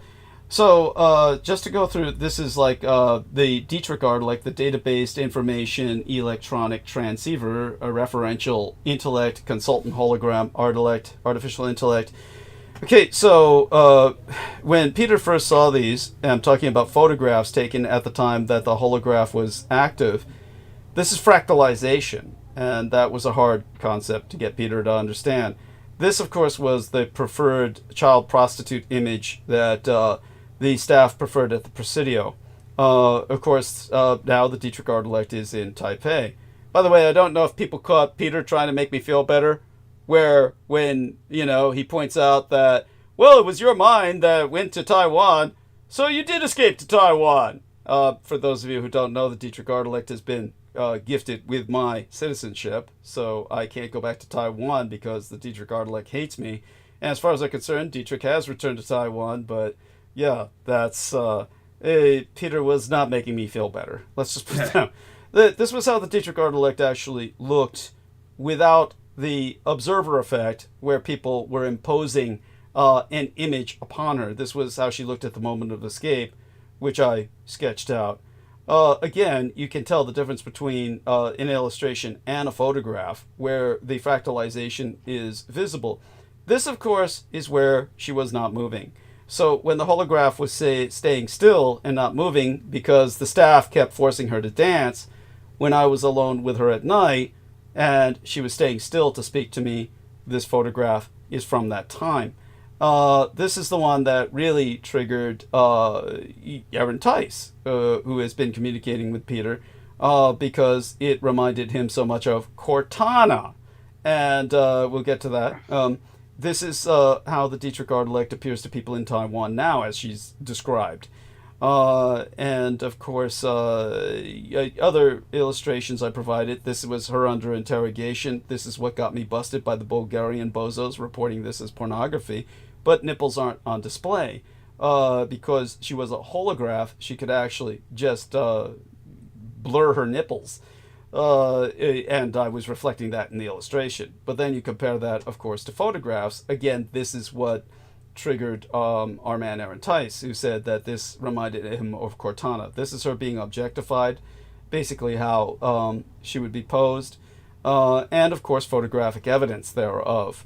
And so that goes on for a bit. The tears, the more of when she would speak to me at night, would be an illustration reflecting that kind of appearance. But let's take a look now at what was sent to me, and I'll have to share a screen again by our man, shall we say, here we are, start sharing. And so here's what Aaron Tice was sending myself. So Aaron Tice, of course, he says, I'm still in shock because the one picture is Cortana, the AI from the Halo video game franchise, which I have played for over 2 decades now. So he sends me back the pictures of the Dietrich Artilect. Obviously, this is the Dietrich Artilect in both cases, being referred to here as an illustration and as a photograph, and then follows it up with Cortana. So you can see the similarity. And so Cortana is obviously just a pale. It's based off of the Artilect. I mean, Thank it's based you. off of your situation. I mean, that's clear. Thank you. And she like is basically the being that runs the Halo. The yes, thing that can destroy the universe. It's like yes, or the solar system or something. Oh, everything apparently, or a large part of the galaxy or some shit. Yeah. There you go. Yeah. Yes. So the whole point of it is everyone's fighting over the Halo. Yeah.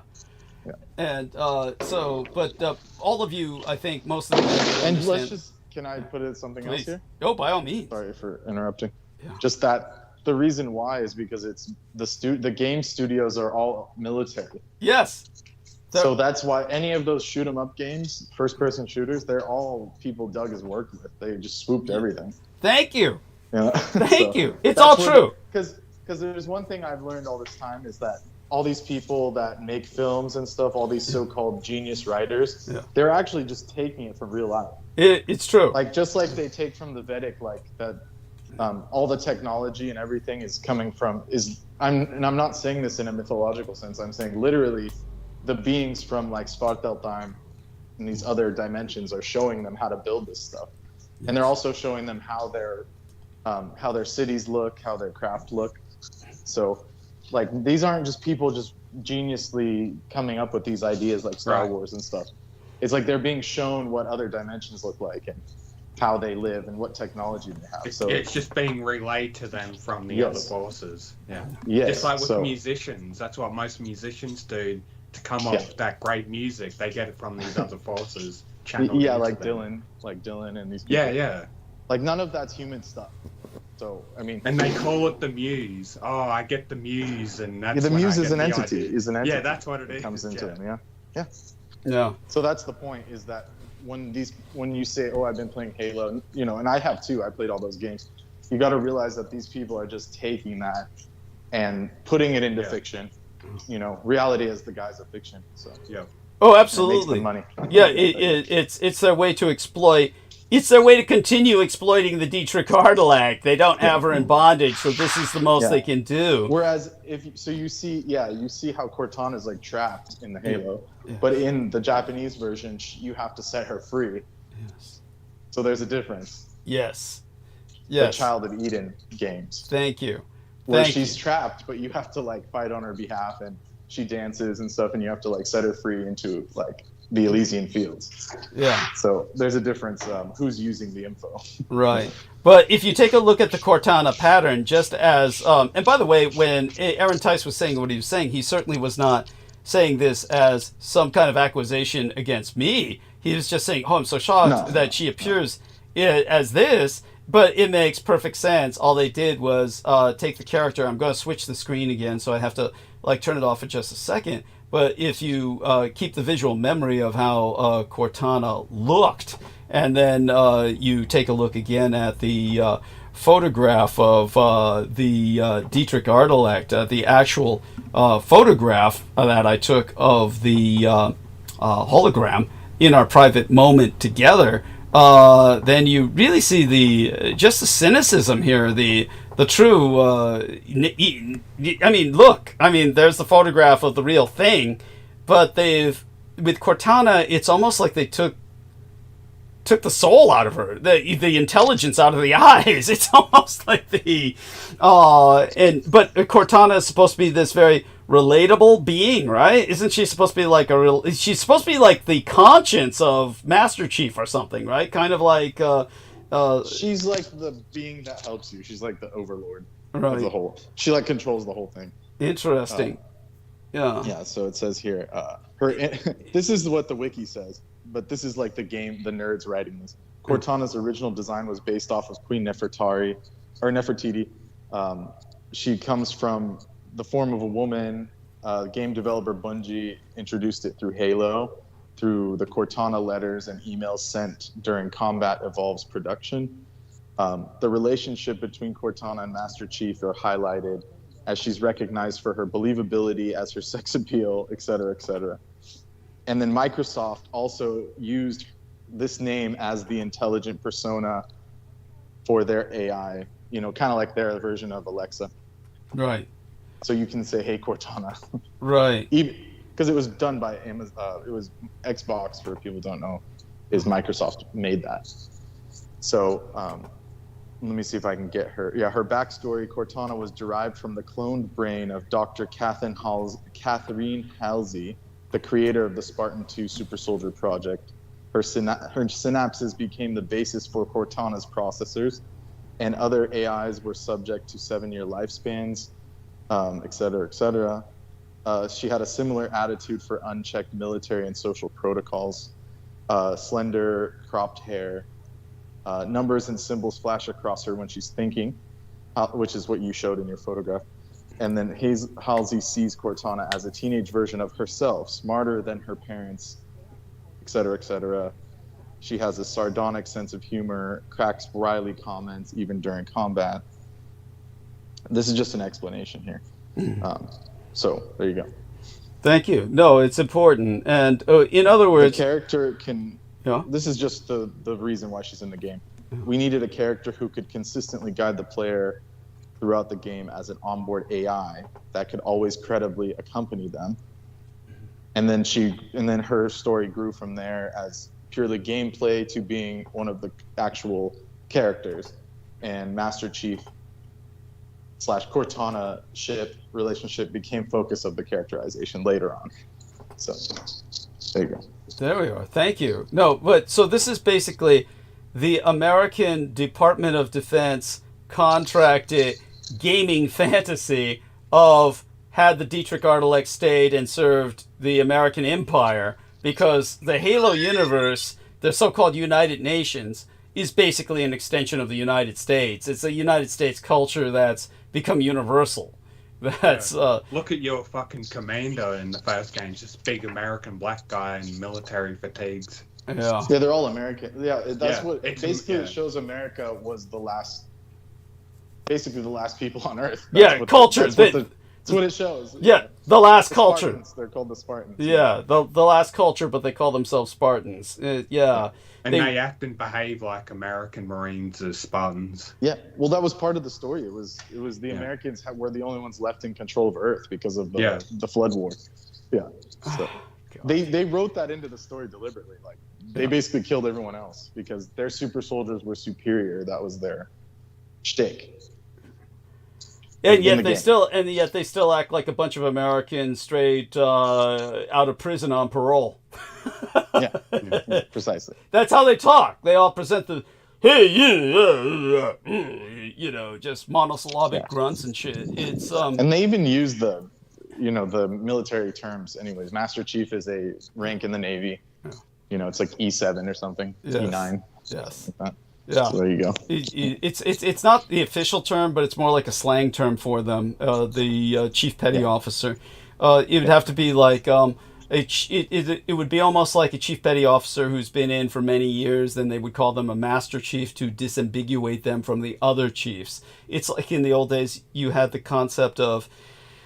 Say, for instance, there was one sheriff and he would deputize a number of deputies, but because nobody wanted to insult the deputies, they would call all of them sheriffs, but then they would use the term high sheriff to refer to the real sheriff. And so just as there's many ways, there's few highways. So when they use a term like Master Chief, it's more like almost an honorific in the sense of like calling him the Master Chief. And, of course, this person did they ever ultimately show his face and say this is the face? Or was he like Judge Dredd, the face is just never seen for that character? I never got to see his face. No, they never revealed Master Chief. They left him ambiguous. They did it in the show, though. That was stupid. They did it in the show, but they left it. The whole point of the video game is you feel like you're the player. Right, you're the master. You're the Master Chief. Yeah. Yes. Yeah, that's part of it. Yeah, like so you can't reveal like you can't make them a certain type of whatever. Person. Yes.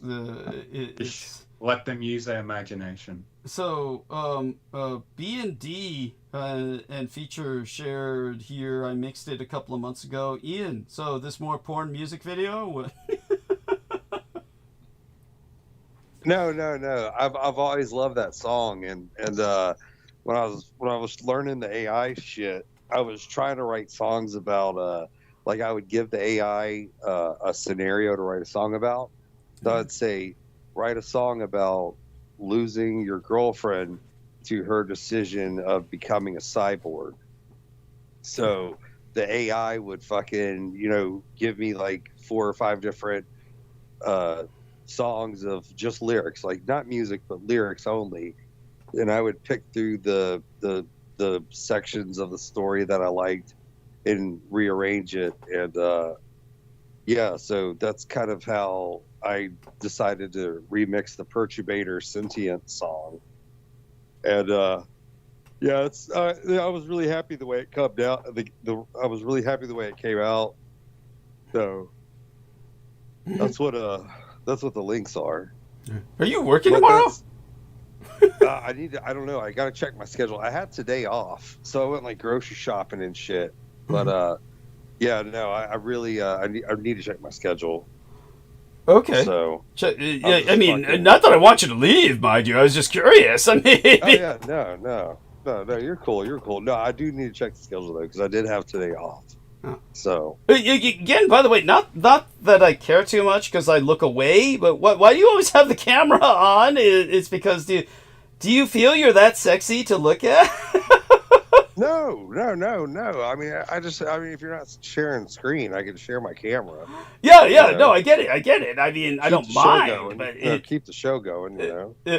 But they can't see you. Only we see you. Yeah, but it's still, it sparks interest. It brings up topics. It raises questions. It's good. It's good for the show. I guess, if you say so. It reminds me of a 60s or 70s science fiction film about the future. This was their idea of the future, was that people would live up in fucked up light environments where the light kept changing on them. That's like, you're in a dystopia, as far as I'm concerned. Oh my fucking God. It's Mississippi. Yeah, it's Mississippi. Yeah, there's that. That adds to it. But you know it is funny. I was telling you guys last week about the Montauk license plates on these cars down here and shit. But it's kind of coincidental that NASA built the Stennis Space Center right on the Louisiana-Mississippi state line, and I found out they have a fucking Lockheed Martin out there. Found that out a couple of days ago. This dude came into the fucking liquor store with a Lockheed Martin like emblem on his shirt. Mm-hmm. And I didn't talk to the dude because I don't want to get mixed up in all that. But I went and looked it up on fucking Google Maps, and yeah, there's a fucking Lockheed Martin office like right on that fucking Stennis Space Center, like right there. So Wow. God knows what they're doing. Oh, we can only imagine. Yes. What did you say they were guilty of again? What? The Stennis place? No, the Lockheed Or what Martin place? Or Lockheed Martin? Yeah. Oh, a lot of shit. Like that's where JonBenet Ramsey's dad worked when he was fucking printing child porn of his own daughter. That's who he did it through. He did it through Lockheed Martin. Well, was he the guy that actually killed her, or did they pay someone to do it, or was it the father that it was a killed her? ritual. No, it was a ritual. All these Satanists do it. On Christmas Eve. It's like their religion to like fucking put misery and shit out on the supposed But the happiest parents day on were earth. full on. They were in on it. They knew exactly. Yeah. what happened to their Like daughter. JonBenet Ramsey's mama was a MK Ultra sex kid. Like she was indoctrinated in the program when she was like 5 or 6 or something. So her mom's old school MK Ultra, and what her about dad. the father? Yeah. Okay, yeah. Her father was he wasn't like an MK Ultra victim, but he was more of like an MK Ultra handler. Yeah, he's a handler. Yeah, and fucking whenever he had JonBenet, they purposely had that girl to run this kiddie porn network on behalf of George Bush, because George Bush Sr. was best friends with JonBenet Ramsey's father, which is kind of another reason that story was such a big deal. But yeah, that's all true. All that's true. It's like George Bush Sr. gave JonBenet Ramsey's daddy the keys to the kingdom through some legal paperwork. I don't know what the stipulation was with it, was that they could legally produce child porn with JonBenet Ramsey because it was his own father. Like he had permission over her. Right. Yeah. That wouldn't surprise me. That's what those beauty pageants are. Wait, is Doug still here? Yeah. Doug's here. Yeah, Doug's Doug here. was telling him that's the story you sent him, how that was done, and he didn't even read it. Thank you. Come on, Ian. Thank you. What are you talking about? He gave you the whole Porn backstory novel. to how that was done. Yes. From the horse's mouth itself. And Yes, like yeah, you're right. Yeah, speculating you're over right. it. Yeah, the Aquino thing. Yeah, the Aquino adult novels. Yeah, which I Yeah, still need to buy those. I need had to buy totally those tuned novels. out, Brendan. I had totally fucking tuned Yeah, I totally out. did. Yeah, I didn't get you for a second there. But Brendan, did you ever hear me tell the story about how Aquino links to JonBenet Ramsey? Tell us. Oh my God, Ian, are you kidding? You're joking right now. I am dead serious. You ready for this? All right, so. No, I already know about it. This is like you're beating a dead horse. Just do it for the viewers. Just do it for the viewers. I'm okay. No. If you know, I'm not gonna tell it. If you know. Yeah. Well, for our viewers, reviewers. Okay, for the viewers, how Michael Aquino connects to the JonBenet Ramsey fucking case was that after she didn't survive her ritualistic whatever, like the basis of the ritual was to bring the child as close to death as they could, but then bring it right back. Well, they didn't stop, and she passed. Well, anyway, after the cops were called in and they were doing their evidence search and shit, they went through the fucking Ramsey's VHS collection, and lo and behold, they found now this is what the newspapers and the media titled it. They titled it a taser training video. Okay, just a taser training video. But what it really was, it was a video cassette of Michael Aquino and Kathy Griffin, and Michael Aquino teaches these handlers how to use a taser on their fucking MK Ultra subjects. And that was found in the JonBenet Ramsey's VHS collection. Actually, if my memory serves me right, they actually found the cassette in the VCR. So like they were watching it recently. Who has these videos though that they found? There's a lot. Aquino, they mass produced these VHS tapes of Aquino and what's her name? Kathy. I just forgot her name. Not Kathy Griffin. The survivor, the blonde hair chick. Oh, Kathy O'Brien. Kathy O'Brien. Yeah, Kathy O'Brien. Yeah. Kathy O'Brien. Yeah. They mass produced these How to Train Your MK Ultra Slave with the Taser videotapes. They mass produced them. Like they gave them to all when did they do this? And who got them? It was sometimes in the 80s. It was in the 80s whenever Aquino filmed all these. Did you see any of these, Doug? No. But the Denver Police Department and their evidence lab they still have that cassette tape there till this day. It's in their evidence lab. Right. That's one place that these psychos didn't think to blow up, was the Denver Police evidence inventory place. But yeah, that video cassette tape. Because they're all on the same team. What are you talking about? Yeah, thank you. Fucking duh, Brenda. But you know how they blew up the NYPD evidence locker? Did you hear that story? No. Tell us about it. Well, they did. Look it up. They blew up the NYPD. Like you and Heather, man. Yes, they are. Yes, he and Heather, they're birds of a feather. It's just like this stuff is just like, I mean, this is just like stuff that people just retweet and like creepypasta. Like yes, thank you. No. These are in the. I mean, Ian, you never showed evidence. You just like. No, I mean, they're in the goddamn inventory. The John Benet Ramsey inventory evidence shit. It's there. That's how I know about it. Where no one can access it. By the way, it's not that you can access it. But you can. You just have to request it. You have to put in a Freedom of Information Act. Go request it. I'm not, dude. I don't want to be put on no goddamn list. I don't want to do that. Request one, though. No, by the way, Ian. Time you're cleaning your. Go on. Go on first. Go on first, Brendan. I'm about to say the same thing. I have a feeling. Yeah, but go on. Yes, you said. Ian, you've had all this time cleaning your house, and you can't change the freaking battery on your smoke detector. Or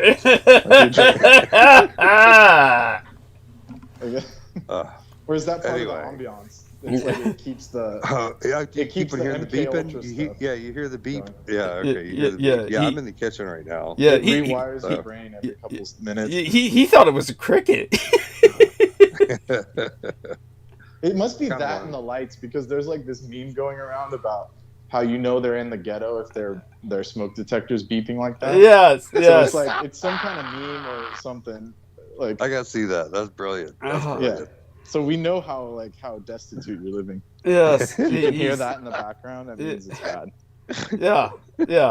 It means they're oblivious to their environment. They've stopped caring. It truly is just at this moment they're lost in themselves. Like according to that meme, they would say, "Wow, he is actually black." You know, like right? that would be the meme. that was part of the joke. Yeah. That was good. So I'm going to take a short break. I'll be right back. Go ahead. Yes, and you guys can keep this going. When I come back, I might talk a bit about the Kabbalah, which sounds strange considering the fact that I've just been tearing into, Judeo-Bolsheviks, but a lot of people just don't get it. It's they don't understand, of course, their history, and they're worshiping the wrong people, since they want to worship the Jews, since they feel they're relatives of the boss. A lot of these misguided Christians, well, they're worshiping the wrong people, because the people in Israel are not the descendant from the original tribes. Those all fled to Japan during the time of the Sundering and the scattering of the tribes, which of course was proven by a Jewish Nazi who led the expedition to Japan that confirmed that fact. So we don't need to go into that tonight, but that'll alone probably sound like too many things for the average mind to accept, and that probably blew a bunch of wires right there. You need to go back to that, though. Yes, we do. I had questions about it. Oh, okay. I received questions about it. That and guy was like trying to. So wait, the JonBenet Ramsey. So Bush was involved and Aquino was involved. So like, were any of the Bushes? Hold on. Wait, hold on. Were the Bushes No, yeah, friends with Aquino? Yes, Aquino was friends with the Bushes. That is 100% fact. That is He's going to take 100% a fact. fat hit off the crack pipe real quick before we get into these deep depths. Well, I'm smoking a cigarette now, but fucking no, that is 100%. Aquino used to traffic fucking kids for Bush exclusively. That's how the Johnny Gulch story got started. Johnny Gulch got kidnapped because Bush Sr. had a fucking crush on him, and he was Bush's little play date toy when he was still governor of fucking Texas. The only thing that I was able to get some indication that Aquino and Bush were in cahoots together is because that fuckwit Isaac Cappy, who I believe is a disinfo shill, he was calling up the FBI, screaming at him. He was trying to report these people, and he was just all he was saying, "It's Bush and Aquino, it's Bush and Aquino," to the FBI, trying to report him raping children and all that shit. That's all I heard about them being from that guy making that FBI call. In respects to that matter about Cappy calling the FBI, the reason Cappy got that info about Bush and Aquino was because there was this like there was this group, this evangelist Christian group from Texas that was exposing that what they did was they got a whiff of what George Bush Sr.'s brother was doing. His brother was George Bush Sr.'s brother was the one that was actually running the child trafficking network in the state of Texas. This is true. And this televangelist, but these evangelist Christian group infiltrated Bush's brother's satanic network and put the word out on all the shit that was going down and all the protections his brother Bush Sr. was protecting him. And that's what Cappy was referring to in that call. But the sad thing is that Bush Sr. had the FBI, and since he was already in control of the CIA, they were just mind controlling their own employees to help facilitate this child trafficking operation. The trafficking, yeah. Yeah, they just operate robotically under orders. They did well. How they did it was, and this is so sophisticated. How they did the mind control to all these CIA agents throughout the United States and get away with it. What they would do is they had an employee entrance to go into these underground facilities, and on every floor of these steps, there was a picture on the wall. And for some reason, whenever you saw these three pictures, it like wiped your mind. And whenever you would leave, you would go up and you'd see the pictures in reverse, and it would reverse the mind swapping. So it was really sophisticated. For that, yeah, you get your memory back when you leave the stairs, and you get your memory taken away when you enter. You come back in. Yeah. Yeah. It sounds like Haunted Mansion. But that's ideally what I've never seen that. Like an underground facility, and you didn't want your workers speaking about what's going down there. Exactly. Wipe the memory and get it back when they're working. Exactly. Yeah, and the employees would see these three images on three different floors, and it would wipe their mind. And when they would leave, they would see the three images again, and it would reinstate their mind or whatever. Mm. But that's how sophisticated the psychology and programming has gotten. Did Cathy O'Brien herself actually say George Bush Sr. was involved in the child trafficking? Yes, she did. Yes. And what's even more fucked up is the woman I studied under, the Jessie Zaboter chick. She was also in that little clique with George Bush Sr. The way that Cathy O'Brien described that George Bush liked to cut open little babies and shit is the same way that this Jessie Zaboter chick claims that she witnessed him with all these like surgical tools, and like he was very precise with the way he cannibalized children and stuff. Mm. So that's just like one of the odd coincidences from two totally different women in two totally different eras described. Did Bryce Taylor also say the same stuff. Like No, saying no, no, no. George. Bryce, no, no, no. Bryce was not. Bryce was a part of the Laurel Canyon group. She was a part of that little thing. She used to be like fucking. I think it was Crosby from Crosby, Stills and Nashes. I think she Yeah. used to be his lover. I think that's what the story was. But he knew that mind control, or he had that Jewish mysticism trick to where He was a could. Corelliite then. Yeah, he was Yeah. practicing witchcraft and all that.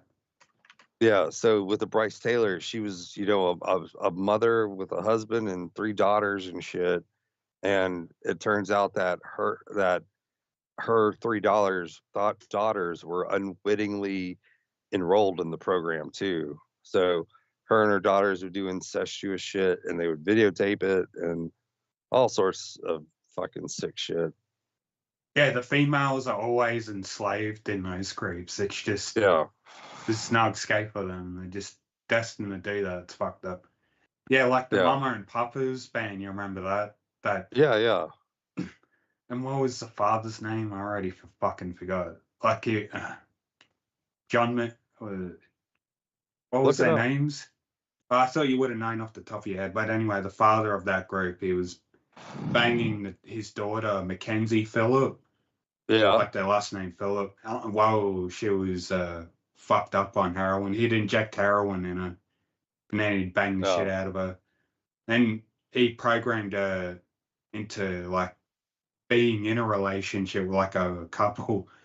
And he even he tried persuading her to move to somewhere where that lifestyle is accepted, like in Fiji or whatever, where they practice that incestuous shit.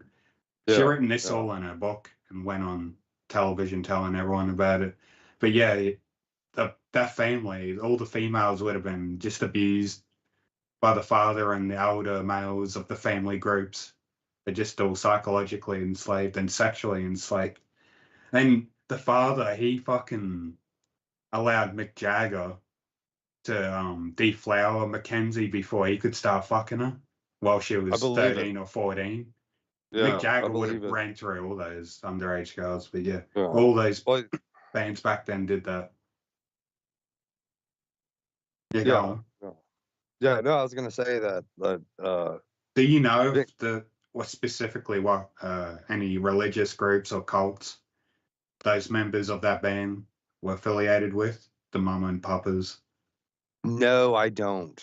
I don't know. But I know that the CIA MK Ultra clique on the west coast of the United States, like I think it started off with the Grateful Dead.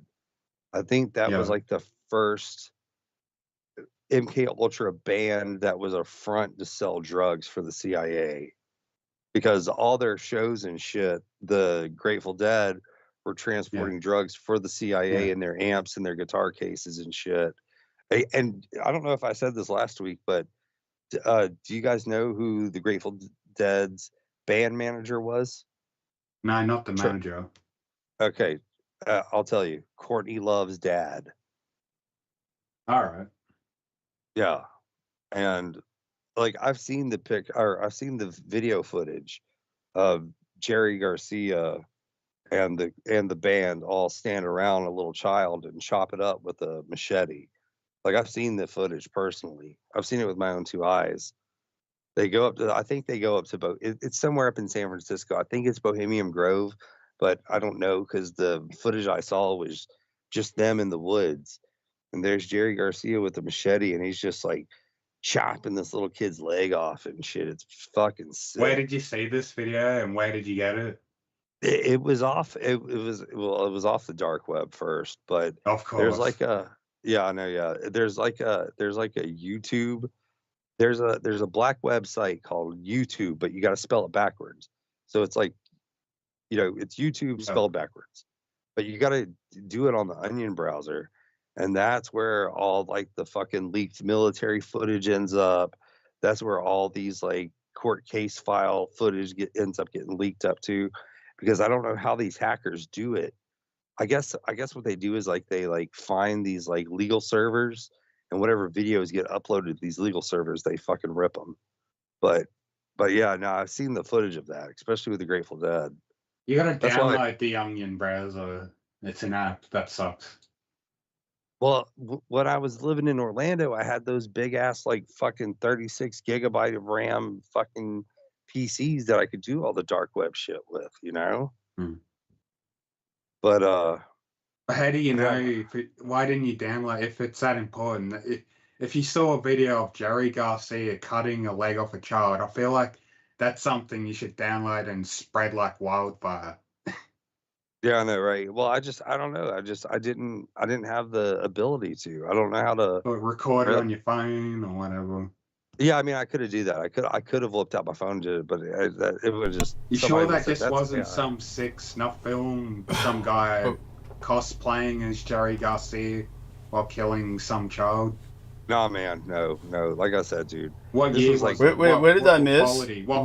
This was like in the '80s, early '80s. I want to say, like, the video footage quality matched up with the time of what video home recording technology was. You know? What did I miss? Jerry Garcia is sacrificing kids now.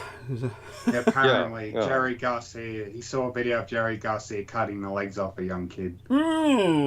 Or chopping it with a machete, just chop while the kid's alive. Okay. I'm sorry. What? How did you see this? On the dark web. Why do you spend so much time on the dark web? Well, no, I just, when you're in that community, you're in that community, you know? It's like, okay, Heather Holman has joined us. Amy Como is still with us. Somebody's left. Brendan Zogit just couldn't take this anymore. Yeah, he's like, oh man. So you're gonna go listen to Grateful Dead. Is that what he did? Brendan say that, or did he just drop out? No, he just left. picking on him. Oh, okay. Now what are you doing in the dark, Ian? Oh, am I still on? Shit. Yeah. Sorry. He's smoking crack. Yeah, pretty much. I mean, that's what Brendan would say. Yes. So Heather, status report, please. How are you, honey? I'm doing okay. You sound quite awake. Yeah, I'm awake. and like we're so glad to have you. How are details, please. Like, oh, just more pussyfooting around with the wedding date. Oh, right. That's right. And I love that word. Yeah. And it says the subtext for the elite is to remain quiet or suffer the same fate. You wrote that. Could you explain? I was just saying to Ian about Jerry Garcia when Nemo was saying to spread that kind of information. I told him he should have downloaded or recorded it if it was legit and spread that. Now, Jerry Garcia had his finger cut off. I don't know if that's relevant. Hey, he cut his own finger off from swinging machete. That's Jerry. I don't know how it. That's the first image that came to my mind. Yes, was that I. By the way, I have got nothing for or against Jerry Garcia. I mean, to me personally, I think the Deadheads, the Grateful Dead, I think they fucking suck. I have nothing for them, but I don't personally hate them. But what Ian says sounds a bit extreme to me, and of course, all these music groups, they're like Crowleyites, they're satanic cultists, they're Freemasons, they're all involved in that shit. They are. So it wouldn't be surprising if they do shit like that on a regular basis. Right. Yeah. Well, sometimes they have to. It's not like they're like, oh, hey, let's go kill a kid on Saturday. Well, is that a defense, Ian? Is that a? I don't think anyone has to do anything in the end. We all make a choice. If you really want it that bad, you'll do something that slow. At any rate, it comes down to a choice. They do make a choice. But hey, let's catch up with Heather. Let me see. Iran attempted to pass hack Trump campaign info to Biden campaign. Now, obviously, this is just a conspiracy to make people sound as stupid as possible and to turn Americans against each other. Oh, God. I'm reading a newsflash. By the way, just so people don't start thinking I'm channeling. So Heather, in terms of how you seem to be awake, seem to be feeling okay, and how about the drinking and the smoking, all that still? Yeah, I still am not drinking. Why not? Because it's really, it was affecting my health. Well, maybe you're drinking too much. Yeah. Well, that doesn't make a difference. I think just drinking altogether has eliminated some of my symptoms of like. Well, that's good. Yeah. Yeah, you seem like the shooter kind of girl, you know. Yeah, as opposed to. A bottle, opposed to a bottle, you know, like shooter, a bottle. Oh, okay. He's saying he thinks you do needles up the vein. Oh no, I mix drinks. Or I used to mix good. drinks. Yeah, I don't anymore. That was because I used all the sugary stuff. It was bad for me. Yeah, that is true. I'm on the Douce tonight. Yeah. Okay. He's on something. I don't know what the Douce is. It's some kind of alcohol. Cognac? Cognac, right? Yeah, it's cognac, yeah. Yeah, I really don't miss it. Okay, good. Good. I'm proud of you. Yeah. Proud of I you. caught myself a couple of times going to order a drink or something when we were out, and I'm like, wait a minute, I can't do that. Oh, yeah. I'm in recovery. So now that I'm back, dear Heather, I welcome you aboard. I don't know if you're aware of this. Peter could not be with us tonight. Maintain him in your thoughts and prayers. Can I just say, I'm so happy that Peter's, you know, talking all positive about Trump, though, you know. He's matured so much, you know. It's like, you know. So what was wrong? You know. Is he okay? Don't forget to lick his balls while you're sucking Trump's Good one, Nemo. Good one.